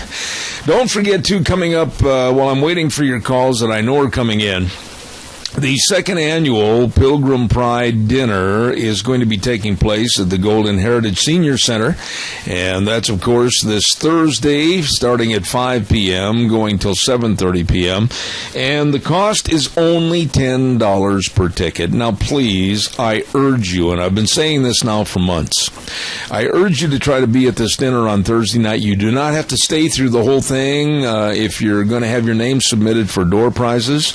Your name and telephone number will be on the back. We will get a hold of you, and the net proceeds go to the Meals on Wheels. So please, let's help our seniors. We've got a lot of door prizes. We've got entertainment. We've got a great dinner planned, and it's only $10 a ticket. That's going to be this Thursday at Golden Heritage Senior Center, 2421 Overland in Burley, the second annual Pilgrim Pride Dinner. And again, the proceeds going to the Meals on Wheels. Please come and support it. All right, it's your turn. 436-2244, 1-866-927-4587. We announced earlier this morning that our Denny's great big breakfast winner for the build your own breakfast and everything was, of course, Grand Slam breakfast winner Juan over at Berry Equipment and Rental. And he picked the winner, Aberdeen over Declo, and the closest to the final score. And this week, we are probably going to feature the number 1 team in the state and number 7 in the nation, Valley, against, and they're going to be playing Prairie, and that's going to be one heck of a matchup. So that's coming up this week. Caller, good morning. You're on the air. Yes, good morning, Zeb. Yes, sir. How are you? Getting blown away out here. Okay. Well, tell us what you need this morning, Tony. Well, I guess our president plans on bringing 10,000 more Syrians in here. Nobody knows who they are. Nobody's going to bother checking on them because there's too many of them. I think we're getting to the point now where we're going to have to change the name of Twin Falls to Sanctuary Falls. This guy is putting us in such tremendous danger. Let me ask you this, Tony, and you've always been very involved in community events, etc. Have you sent your letter of condemnation to the College of Southern Idaho and also to the Times-News? What's that? I said, have you sent your letter of condemnation against the refugees coming here to both the college and also the Times-News? I haven't, but I think it's a good idea. I think I will do that. Well, I wish you would, because I seriously think that all of us need to send letters to Jeff Fox at CSI and also Travis Quast at the Times-News and let them know that this is so elementary. We do not know who these people are. There is not a proper vetting process. The FBI and Homeland Security have admitted that they do not know who these people are, and how dare CSI and the Times-News further the fact that they say they have a thorough vetting process. That is a lie, and it's a sham. Well, the only thing to do with these people is you're going to bring them in. You put them in between barbed wire fences somewhere until you check each and every one of them out. Look what's happened at France. These people came in from Syria and other countries. We don't know who they are, and all of a sudden they got AK-47s and bombs. Are we going to have blood in our streets because we've got a stupid president? Yeah, well, follow up one more step further than that, Tony, and discuss quickly, give me your thoughts on this president. This pathetic excuse for leadership also wants to close down Guantanamo and put those same kind of absolute, the worst of villains in our federal prisons, and my goodness, that's insanity, isn't it? Well, you put them in there, and they're training the criminals. And the other thing, we've got terrorists coming into this country, moving into barrios and slums, and they're training people that hate the United States. Well, there's no question. It's going to happen all over the country, and when the word gets out from somebody back in the Middle East, every city in this country is going to get hit. Yeah, I could not agree more, Tony. I'm very, very concerned this morning. I think that we've been way too lax. I think we've been way too laid back on this situation. I think that we've been lulled into a false sense of security by this president that absolutely he and his administration know nothing of what they speak. Unfortunately, you're right. It's a big concern. All right, my dear friend. God bless you and Mary. Thank you so much. Okay, thanks. All right, take care. Dear friends, Tony and Mary in Twin Falls, thank you very much. By the way, I want to remind you that you're listening to Zeb at the Ranch. Make sure you're hearing everything. Contact Mount Harrison Audiology for a hearing screening. Call this number, 312-0957 today to make an appointment. What's coming up next hour? Well, we're going to be talking a little bit, I believe, with Deanne, help me, is it going to be Dennis? Dennis is going to be on the phone with us regarding the Golden Heritage Pilgrim Pride Dinner. And then at 10:15, a lovely lady, Erin Nielsen, over at Minidoka Memorial Hospital. And then don't miss at 10:32 this morning, Rob Nikolewski. Rob is with Watchdog.org, and he's going to be talking about how Obama and this G20 summit, how they want to kill electrical usage, and they want to absolutely raise the power rate sky high with what they call clean energy, and it's just going to literally rob Peter to pay Paul. All of that's coming up this next hour, so you stay tuned. Any other notes I've got to get on this hour? I think I've got it all taken care of. Oh, quick note, yes. Next Tuesday, the 24th. Now, normally we do these lunch bunches on Thursdays, but it's not going to happen this month in November. Next Tuesday, the 24th, will be lunch bunch at Denny's Restaurant. Don't miss that. Next Tuesday, 11:30 at Denny's Restaurant. Okay? We'll be back in a couple of minutes right after the CBS News. Don't go away. Oh, good morning. Holy smokes. Over here at my place, it looks like we ought to hook up the dogs to the dog sled and mush our huskies. It's really blowing and snowy over here. Good morning, Zeb at the Ranch. I'm Zeb Bell, and our major sponsor, of course, your Magic Valley Les Schwab Tire Centers, and some of our great advertisers like Western Way Services, always at your disposal. Get on the route service today. Call 734-6969. We're going to have a guest with us in just a moment. I want to remind you, too, about the Chadwick Sports Grill. Are you hungry? Well, listen, Bunky, I'll tell you, the Chadwick has got some great specials. Today, this sounds fantabulous. Pulled pork tacos with sautéed onions and peppers and pepper jack cheese served with cabbage slaw, super salad. Oh, knock your Tony Llamas off delicious. This sounds really good. Pulled pork tacos, onions, peppers, and pepper jack cheese. I'll take 3. The Chadwick Sports Grill, 139 West Main in Burley. You stop in and see them today. That does sound good. Also, I want to remind you, too, about what's going on over at the Bookstore and Office Supply on the Square in Rupert with the annual carton sale, 515 5th Street in Rupert, right there on the Square. They've got a large inventory of office supplies, file folders, envelopes, rubber bands, markers, pens, tapes, labels, you name it, it's all there at the Bookstore and Office Supply on the Square in Rupert. You stop over and see those good folks today, and they are wishing you and yours a very happy Thanksgiving. There's a gentleman on the line with us right now that is absolutely a nice guy, and he's very helpful on the board of directors for the Golden Heritage Senior Center, and we say good morning to Dennis Babbitt. Dennis, good morning. How are you? How are you? I am fantastic. Now that we can barely hear you, I've got you on the air. This Thursday is the big day for the Golden Heritage. Tell us what's going on Thursday evening. We've got the Golden Heritage Senior Citizen Pilgrim Pride Dinner, and it's going to have turkey, ham, and all the trimmings, $10 per plate. We've got door prizes. There's entertainment with regard to piano players, and of course yours truly, Zeb Bell, will be there narrating a lot of it. Well, you know, it's going to be a fantastic event. It was last year, and Dennis, kind of compare last year with what we hope happens this year. Give us kind of an analogy about last year, this year.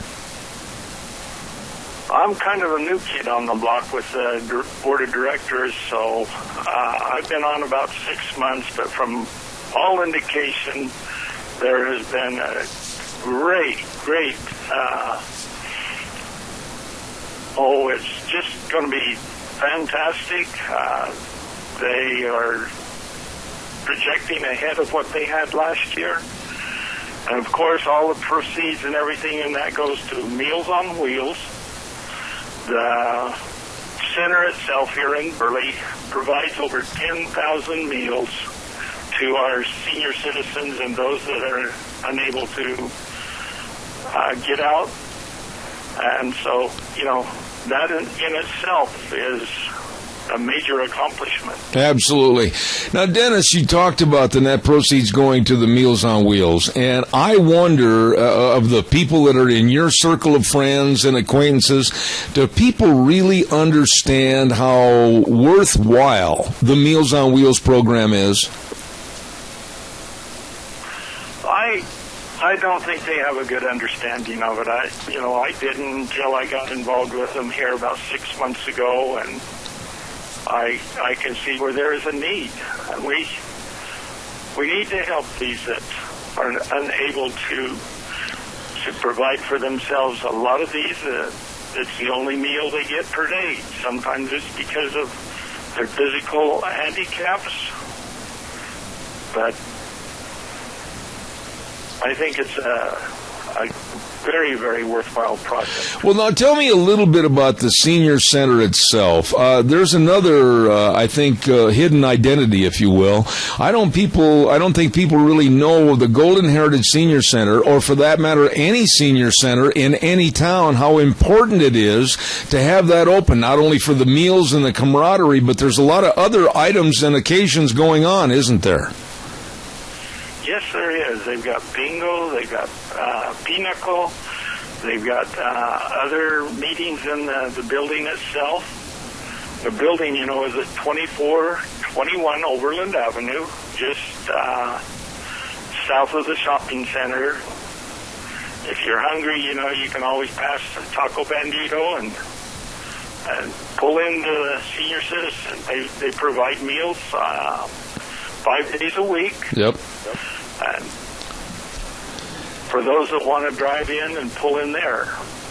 And it's so efficiently run, and we want to just urge everybody to be there at 5 o'clock on this Thursday night. Now, Dennis, it's only $10 per ticket, but I'll tell you, as compared to last year, they're going to get a great big heap of food, aren't they?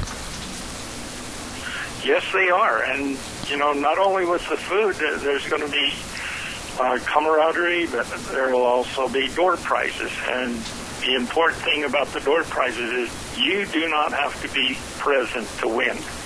When you come in with your ticket or when you purchase a ticket there at the door, all you've got to do is write your name on the back of the ticket. It goes into the ticket bin, and you will be contacted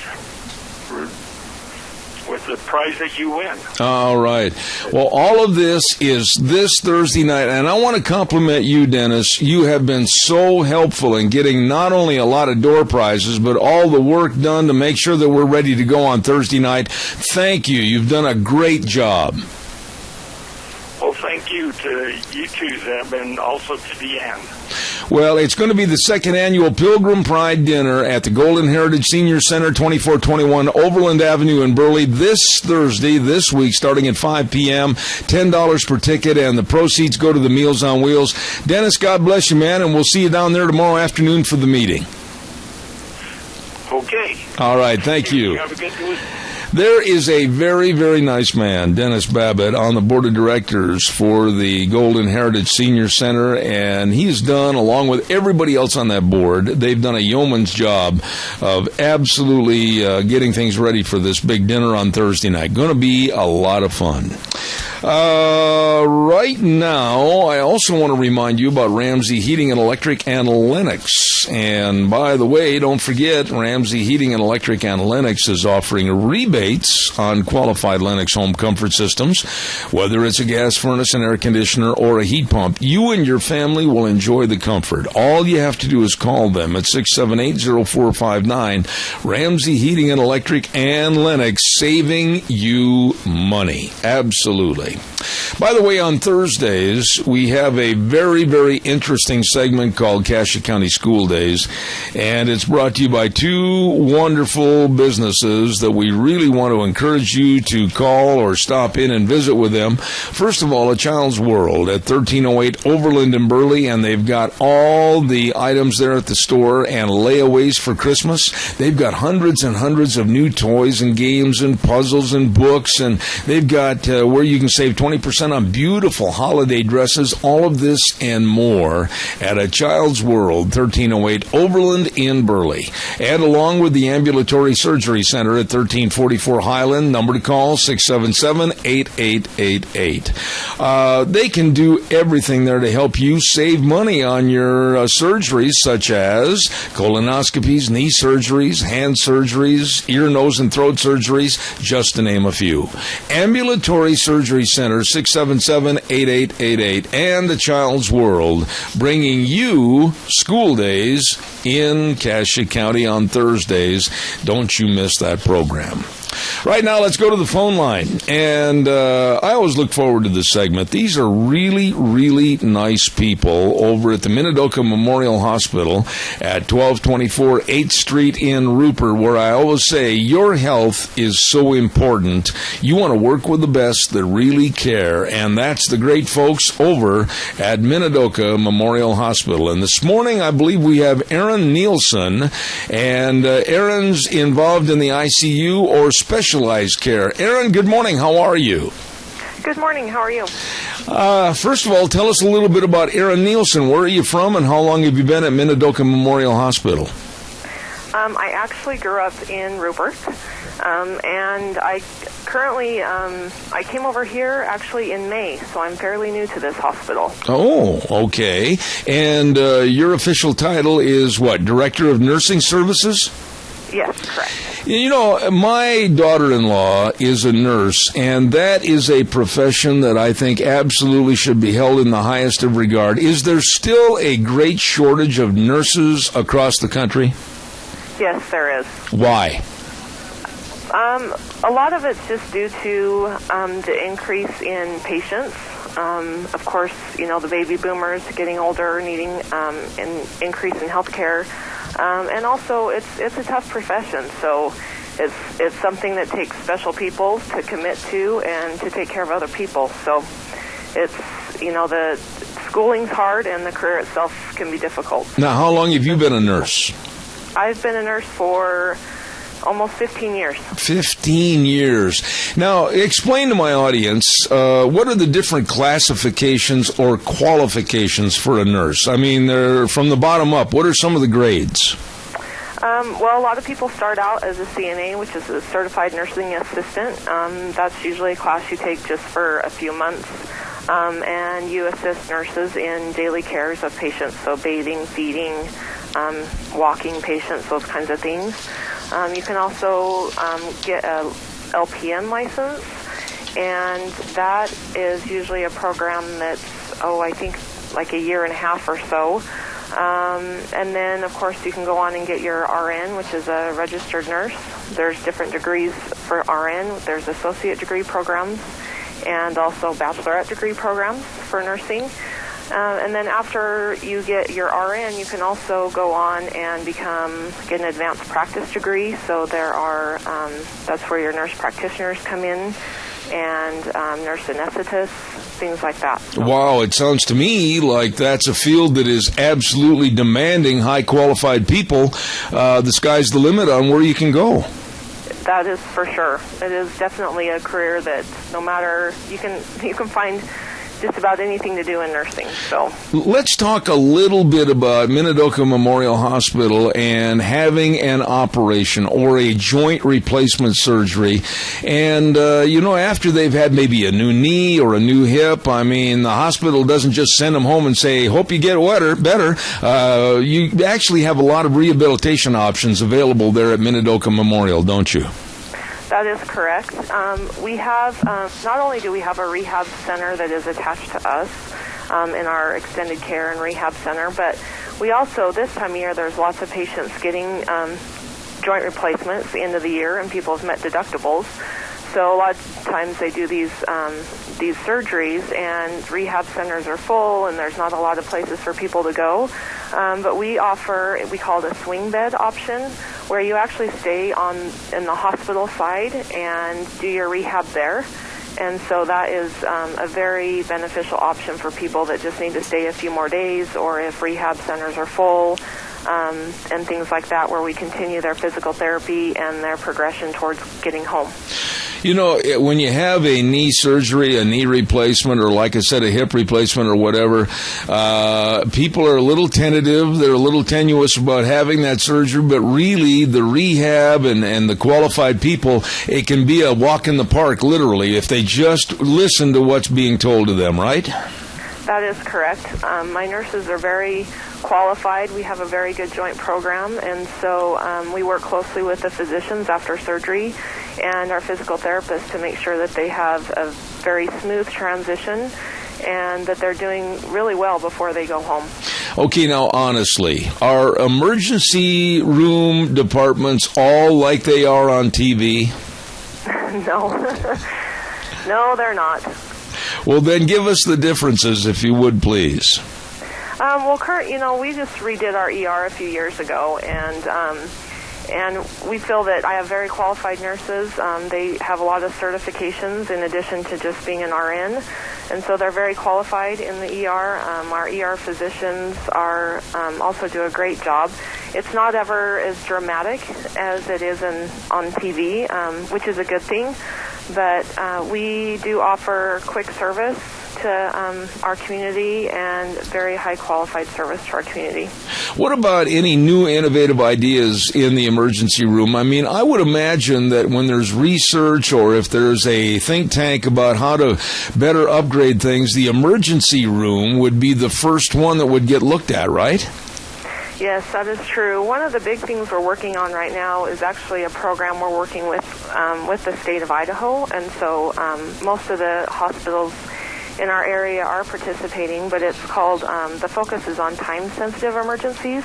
So those emergencies include stroke, cardiac emergencies, and trauma.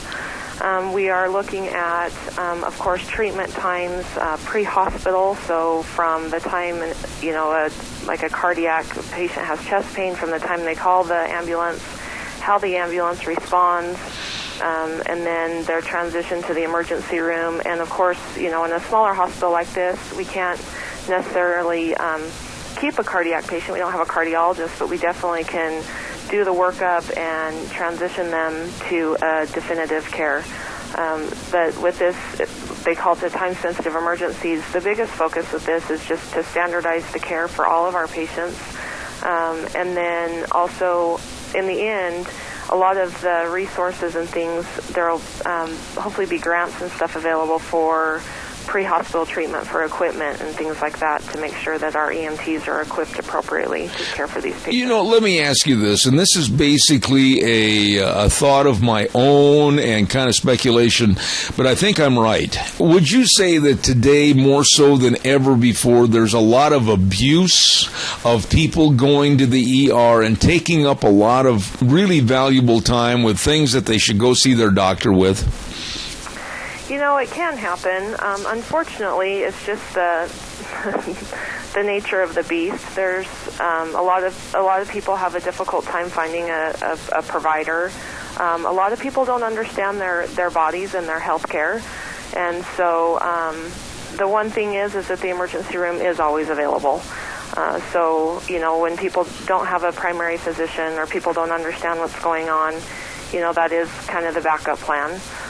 Unfortunately, there is, a lot of stuff that comes to the emergency room that may not necessarily need to be in the emergency room, but we are there for those people and those situations also. We try to provide education and resources for people when they don't have that option and they've come to the ER. Okay. To hopefully get them on a better program, and mostly just because in the emergency room, a physician that's caring for them, is only caring for them that day.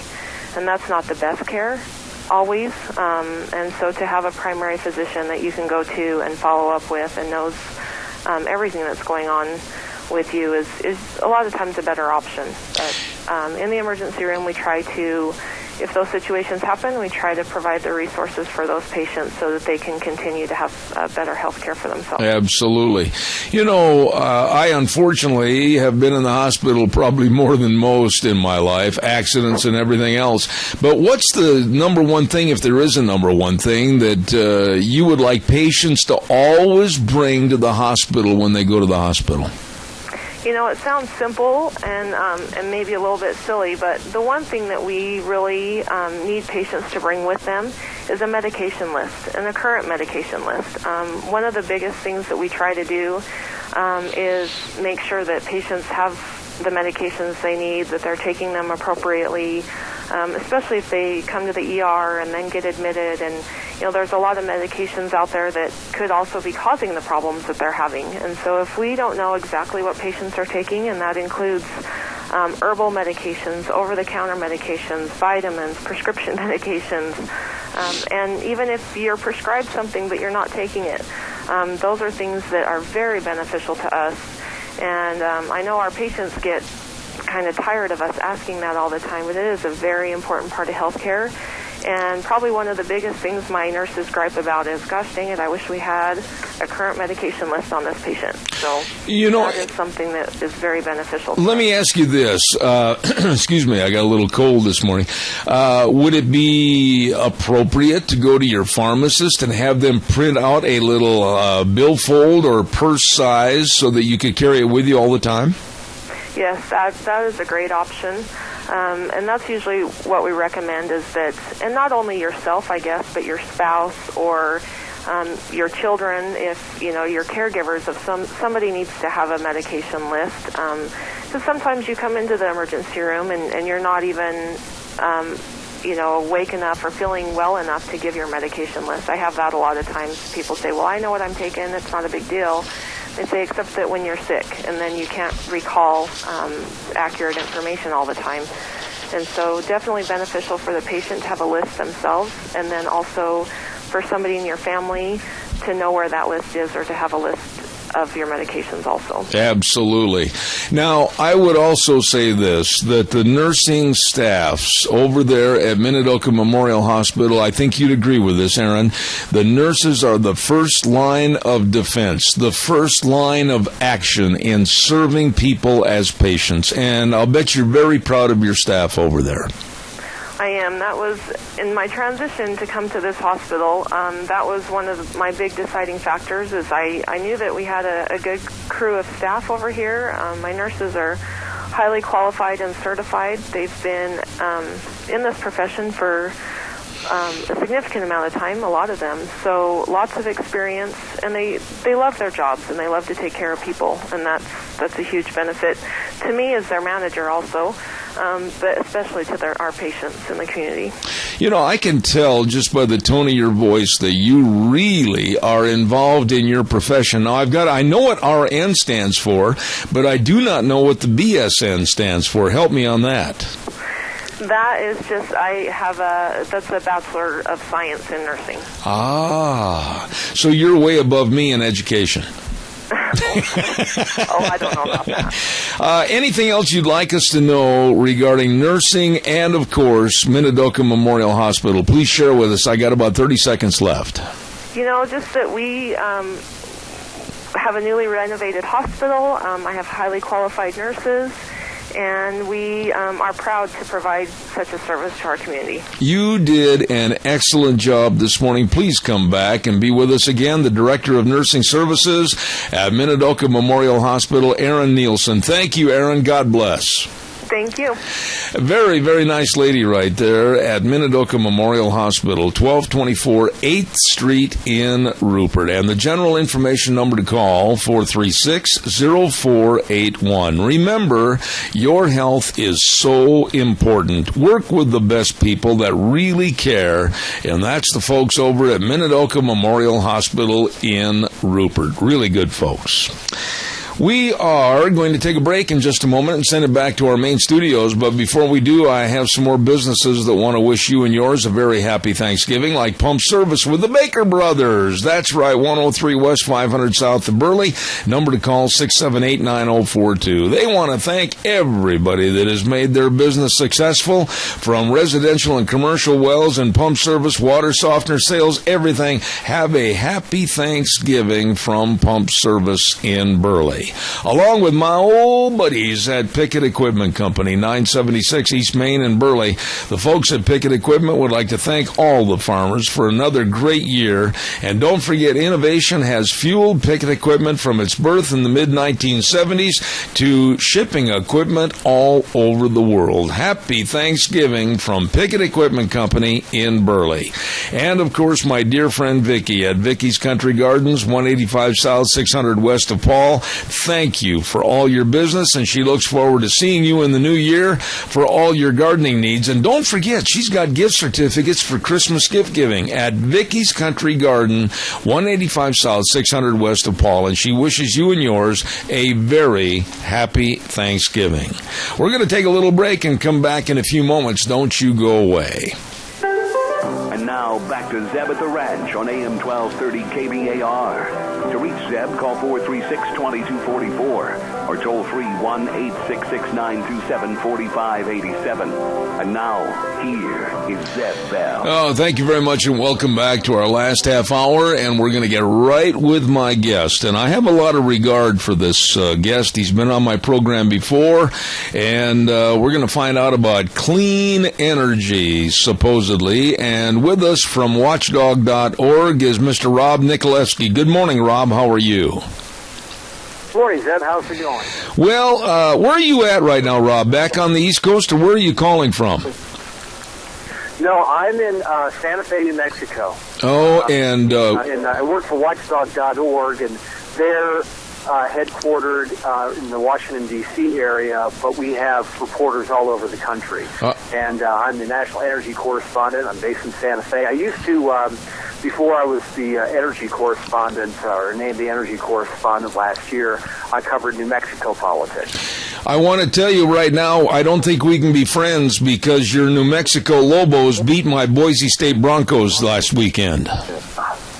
I know, that was a shocker. The Lobos were 30-point underdog. They played good football, I'll tell you that. Let's get back to this. They're bowl eligible. Yeah, that's exactly right, and I think you've taken us out of any eligibility. Let's get right to the situation at hand here. No, I'm just kidding you. That's fine. Let's get to the situation at hand.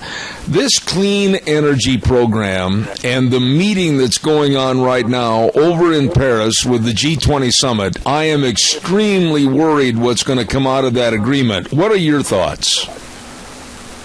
Well, the Clean Power Plan is something that the Obama administration and the Environmental Protection Agency has put through, and they've written. It's come up with all kinds of resistance. More than half the states say that are taking this thing to court. We'll see what happens there. As far as the climate change summit in Paris, we'll see what happens there as well. I mean, we've heard so many times from climate change activists, because they've had summits like this just about every year for the last 10 or 15 years. And just about every year they say, this is our last chance to clean up the environment, and reduce greenhouse gases, or else we're going to go, beyond the point where no return. And so there's talk about that, and more talk about reaching the point of no return. But I think the problem is always going to be when you're talking about an international climate deal is how do you let's just go on the assumption that the entire globe can get the United States, India, China, Russia, all the major industrial nations. Let's just presume that we can get them to agree, okay, we'll reduce greenhouse gas emissions by X percent. The problem's going to be, how do you enforce that? Mm-hmm. How do you enforce that? If I don't know about you, but I don't know if I would trust Vladimir Putin to keep his word on an international agreement, especially if it starts putting a major crimp into the Russian economy. Absolutely. I don't know if I would trust the Chinese government to do that as well. And if you find that these countries, respective countries, are cheating, well, what kind of penalties do you enforce? What kind of penalties do you impose, and how do you enforce that? I think that's going to be the major problem, not just even if they make major progress in major quote progress in this Paris meeting, but also just down the road. I mean, that's always been the problem with international treaties and international agreements, is who becomes the enforcer. And especially under this president, it looks like the United States hasn't exactly been very forceful in intervening in that. Well, Rob, let me say this, and you're probably going to think I'm an extreme right-winger, a real kook out on the branch, but I'm going to tell you this. I am not a conspiracy theorist, but I do believe this, that this is a real good way and means of putting the United States down in status by ruining and depleting their energy programs. And I think if you want to really bring down a country economically to supposedly a third world status, this is the way to do it, and I think this administration is falling right into their hands. Well, I think this administration is definitely on board on the idea of international governance, global governance, and they, in a large part, President Obama was elected back in 2008 because of the dissatisfaction about what happened under the George W. Bush administration. And people felt that we had stumbled into Iraq and it turned into a quagmire there. So we as a country elected someone who was going to, in the words of one of his own aides, lead from behind. Mm-hmm. And as long as you're going to lead from behind, that means that the United States is not going to have a forceful, a robust, international, or not have a robust strategy when it comes to international relations. Let me ask you this. The word dependable keeps coming up all the time when it comes to energy. We have had dependable energy with fossil fuels, etc., and we could continue to maintain that. When you look at clean power, when you look at green energy with the solar and the wind, you're talking about a very independable or undependable relationship with an energy grid. How in the world can they sell that to the American people? We don't know if it will work or not. Well, the Clean Power Plan, which the Obama administration and the EPA passed and trying to enforce, that is sort of at the nub of this thing. The Clean Power Plan is the most sweeping plan that the Environmental Protection Agency has ever had before. And what it's going to do is it's going to impose rules upon existing power plants and rules upon power plants that are going to be built to try to reduce their greenhouse gas emissions. Now, you're right on target when you say, okay, if we're going to reduce greenhouse gas emissions, that's really bad news for coal. So how do we make up for that? And how we make up for that is by depending more on renewables. But that's always been one of the major criticisms of renewables like solar and wind, is that they're not able to generate as much energy as needed to meet those demands, especially when the sun is not shining and the wind is not blowing. So at the very least, it's going to cost more money. Now, the EPA, and I've got a story on watchdog.org you can check out called "A Big Financial Hit for the Clean Power Plan?" Study claims price hike in 47 states. Now, the EPA admits that the Clean Power Plan will cost about $8.4 billion. However, they say it'll deliver climate and health benefits worth an estimated $34 billion to $54 billion a year by 2030. But there's been a recent report that came out just less than a week ago that I'm writing about, and there was a group out of Boston. Now, I should be noted that they were funded by coal interests, but they say these are independent numbers they came up with, and they said that the estimated cost is going to be a lot more than that. That by the time that the Clean Power Plan is in effect between 2022 and 2033, it's going to cost as much as $292 billion. Now compare that to what I was said before, where EPA says it's going to cost between $34 billion and $54 billion. So, I mean, you've got two extremes there on what this is going to cost. But I don't think even the most naive person can say that it's going to be less expensive. I think and even President Obama, right before he got elected, was talking about reducing greenhouse gas emissions and what that would mean for the electrical grid. He said, I believe the word he used was, it will necessarily make rates skyrocket. So it's going to be more expensive. The question is going to be whether it's going to be worth the cost. Well, and that right there you said it, whether it's going to be worth the cost. Because the way I look at this, Rob, the segments of our society, first and foremost the elderly, are going to get hit, and they do not have the resources to go and try to pay for these increased costs. Those that are on fixed incomes are poor. Those on disabilities. How in the world can they say that's a smart power plan when those people probably will go without? Well, because in the words of President Obama, he thinks that climate change is the most important issue of our times, in his own words. Now, maybe after what happened in Paris last week, maybe he might want to amend those comments, but at the very least, he really believes that we have to reduce greenhouse gas emissions and in order to, quote, save the planet. What about the average, everyday Joe go-to-work guy and girl that gets up and needs to drive 25, 50 miles to their work, round trip 100 miles? I mean, what's going to happen with the cost of fuel? What are their plans on that? Well, I think that's one of the ironic things about this Obama presidency is that if you go to the gas pump right now, gas prices are low. And a big reason why is because there's been an energy renaissance here in North America, the United States and in Canada, that's been able to keep gas prices low.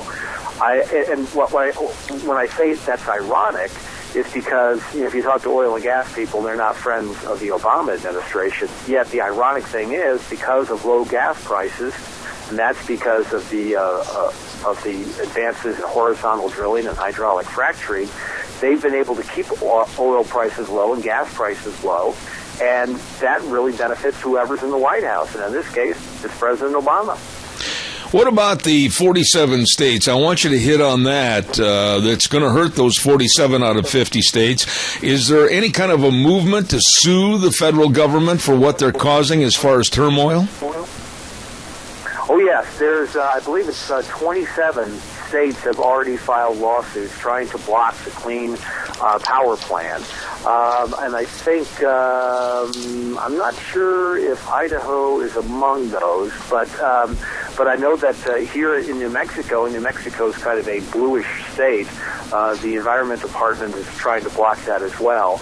The real key to this, I mean, you always hear about lawsuits and this and that, Seb. I think the real key on this lawsuit to try to block the Clean Power Plan is whether or not the district court in Washington, D.C., which is going to hear this case, whether they issue a stay.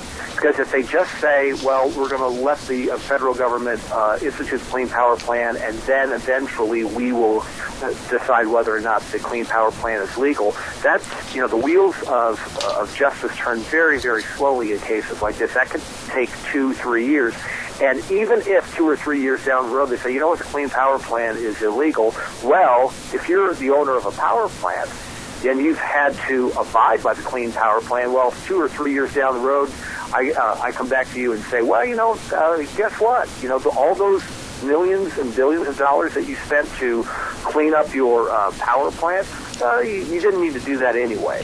So the opponents to the Clean Power Plan want the federal government and want the court, I should say, they want the court to issue a stay, an injunction to say, okay, the Clean Power Plan is suspended. The provisions of the Clean Power Plan are suspended until we make a final decision on its legality. That's going to be really crucial. We expect that to happen early next year. Rob, is there anything the common citizen, myself, yourself, anybody else can do to, other than write our congressmen and senators, which sometimes results in nothing more than a form letter, is there anything else we can do to fight this idiocy with this administration? Well, as far as the Clean Power Plan goes, I know that here in New Mexico, that later on this week, the New Mexico Environment Department is having a public hearing where people can stand up and issue their opinions of whether they like it or don't like it.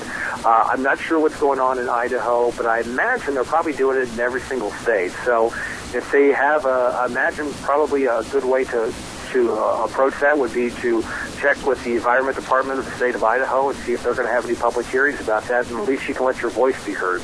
It sounds to me like this might be, and I'm not trying to sound negative, but this might happen, might be one of the last years we're going to be able to celebrate with Christmas lights.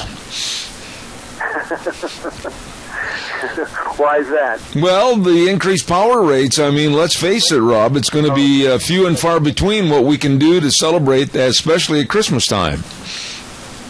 Well, the Clean Power Plan doesn't go into full effect until, I believe, 2022.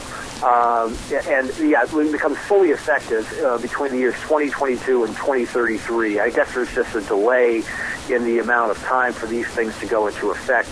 And the EPA emphasizes, they say, look, we're not trying to be overly restrictive about this. We're going to allow states to come up with their own power plans that fit their own needs and wants. But I think we're safe with the Christmas lights. But by 2022, which is 7 years from now, less than 7 years from now, maybe according to this study from these people from Boston, that's when the price effects that's when the price increases will really go into effect. Let me ask you this last question, Rob. As far as this president and this administration, any agreements or whatever that he enters into, can they be overridden or torn apart by a new future administration? They can. But as far as the Clean Power Plan goes, as I said before, if the new power plants, the existing power plants have to meet certain restrictions, and then we get a new president a year from now who comes in and says, we can reverse that. I think those power plants, if they, in order to meet those restrictions from the Clean Power Plan, they will have already have spent that money. Mm-hmm. But I think that they can probably, since the presidential election is next year, they can probably undo a lot of the Clean Power Plan with a new president and a new administration and a new administrator at the EPA. So I think a lot of it depends on what happens next November. One last thought, though, and I think we've already discussed this in the past. The EPA, I mean, absolutely no congressional power given to them whatsoever, and they've just assumed all this power, kind of like a Hitleristic movement.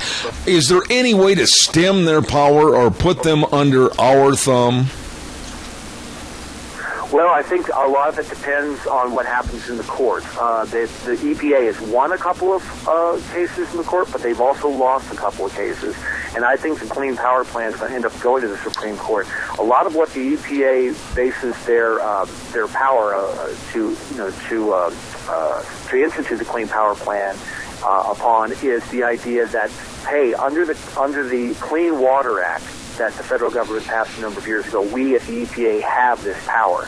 But there have been a number of people, including Lawrence Tribe, who's a very well-known and left-of-center attorney and a law professor at Harvard, say, no, this is a gross overreach. That's really going to be the nub of the issue once this finally goes to court. Ladies and gentlemen, I'm very honored to have him back on my program again with Watchdog.org. Rob Nikolewski. Rob, please take care of yourself, and good luck to your Lobos. They played better than we did. Okay, good luck to your Broncos. I'm sure they'll bounce back. All right, buddy. Thank you so much. Appreciate it. Very interesting man that knows all about power and this idiocy that's going on with the EPA and the Clean Power Plan. My goodness, power rates could just skyrocket like Obama wanted right through the roof. We've got to get the weather in here. Holy smokes, I'm running late. Old Wheels over there. He says, Zebber, Scarro's Meats brings you the weather this hour at 331 North Road, Jerome. Don't forget, changing the way we eat one delicious bite at a time. Oh, my goodness, they guarantee everything they sell. Your hometown meat cutter, locally owned and custom meat processor for well over 20 years, serving you. Scarro's Meats. Right now, here's Gina with the weather. Here's your weather as we kick off another work week for Zeb at the Ranch. We are expecting some snow showers this morning, although it will be light, so just a dusting, if you were. Plus, it's going to be breezy out there. Winds out of the west right around 20 miles an hour. Expect a high of 33 for today. Tonight, low of 26. Tomorrow, still going to be on the breezy side, partly cloudy, high of 44. Overnight, low of 37. Winds picking up again out of the west to about 25 miles an hour. Expect gusts possible of 35 plus on Wednesday. High of 44 with an overnight low of 29. That's your weather for Zeb at the Ranch. She does a great job. Thank you, Gina. Appreciate that. And the weather this hour, again, brought to you by Scarro's Meats, 331 North Road, Jerome. The number to call, 324-7657. They are changing the way we eat one delicious bite at a time. Don't forget, I want to remind you that this Thursday night at 5 p.m., the second annual Pilgrim Pride Dinner at the Golden Heritage Senior Center, 2421 Overland in Burley. They got a kind of a really neat little display out in front on the lawn area welcoming you to this Pilgrim Pride Dinner. And it starts at 5 p.m. They're going to start serving food at 5 p.m., going till 7:30. It's only $10 per ticket. Now, please, if you have questions, call Linda or Debbie at 878-8646. It's going to be turkey and ham and all the trimmings and delicious pie. Oh, my. But above all, the proceeds going to the Meals on Wheels. Very, very important. Second annual Pilgrim Pride Dinner this Thursday night at the Golden Heritage in Burley, starting at 5 p.m. Oh, I get a chance to brag a little bit about my friends at your Magic Valley Les Schwab Tire Centers. All 7 locations serving you. They've got all your traction tires ready to go, all the best in tread for you, all the best in studded tires, all your snow change, your snow wheels. My goodness sakes, look outside right here at my place. It's pretty blustery out here. Well, they're ready for traction driving this winter at your Magic Valley Les Schwab Tire Centers. And don't forget, too, they've got all the batteries you may need. Boy, with the colder temperatures, don't forget you want a good battery. And, of course, the best in brake value service, professionally trained technicians, premium quality parts, front-end alignments, shocks and struts. It's all there with, of course, all the tires you need. And that's your Magic Valley Les Schwab Tire Centers. With Lane in Rupert, Dave on Blue Lakes and Twin, Mike and Buell, Mike and Jerome, the Twist family in Paul, John on Poline in Twin Falls, and my buddy Randy on Overland in Burley, your Magic Valley Les Schwab Tire Centers. Let's take a little look as to what's cooking for tomorrow on Tuesday. Oh, boy, we have got a lot of interesting people on. Opening format tomorrow morning, 8:06 to 9 o'clock. We're going to have an open forum for you to call in on various subjects. Then don't forget at 9:06, one of my favorite guests, he's been with us for years, Frosty Woldridge. Then we're going to have a story about the national parks. Don't miss that. I think you'll find it really intriguing. And then, of course, at 10:06 tomorrow morning, Dr. History, followed by a very interesting conversation with Ryan Horsley with Red's Trading Post. And we're going to be talking about home invasions, the audacity and the insecurity of you in your own home and with these punks and thugs and home invasions. And we're going to be talking to Ryan at Red's Trading Post on this tomorrow morning at 10:30. Don't miss it. So until tomorrow, we're going to tell you and yours to have a great day, a safe day. Drive carefully out there. This is Zeb at the Ranch. I'm Zeb Bell, and we urge you to remember the way things were are the way things ought to be. We'll see you back here tomorrow morning at 8:06. Wheels, take it away, buddy. Have a great day. See you tomorrow morning.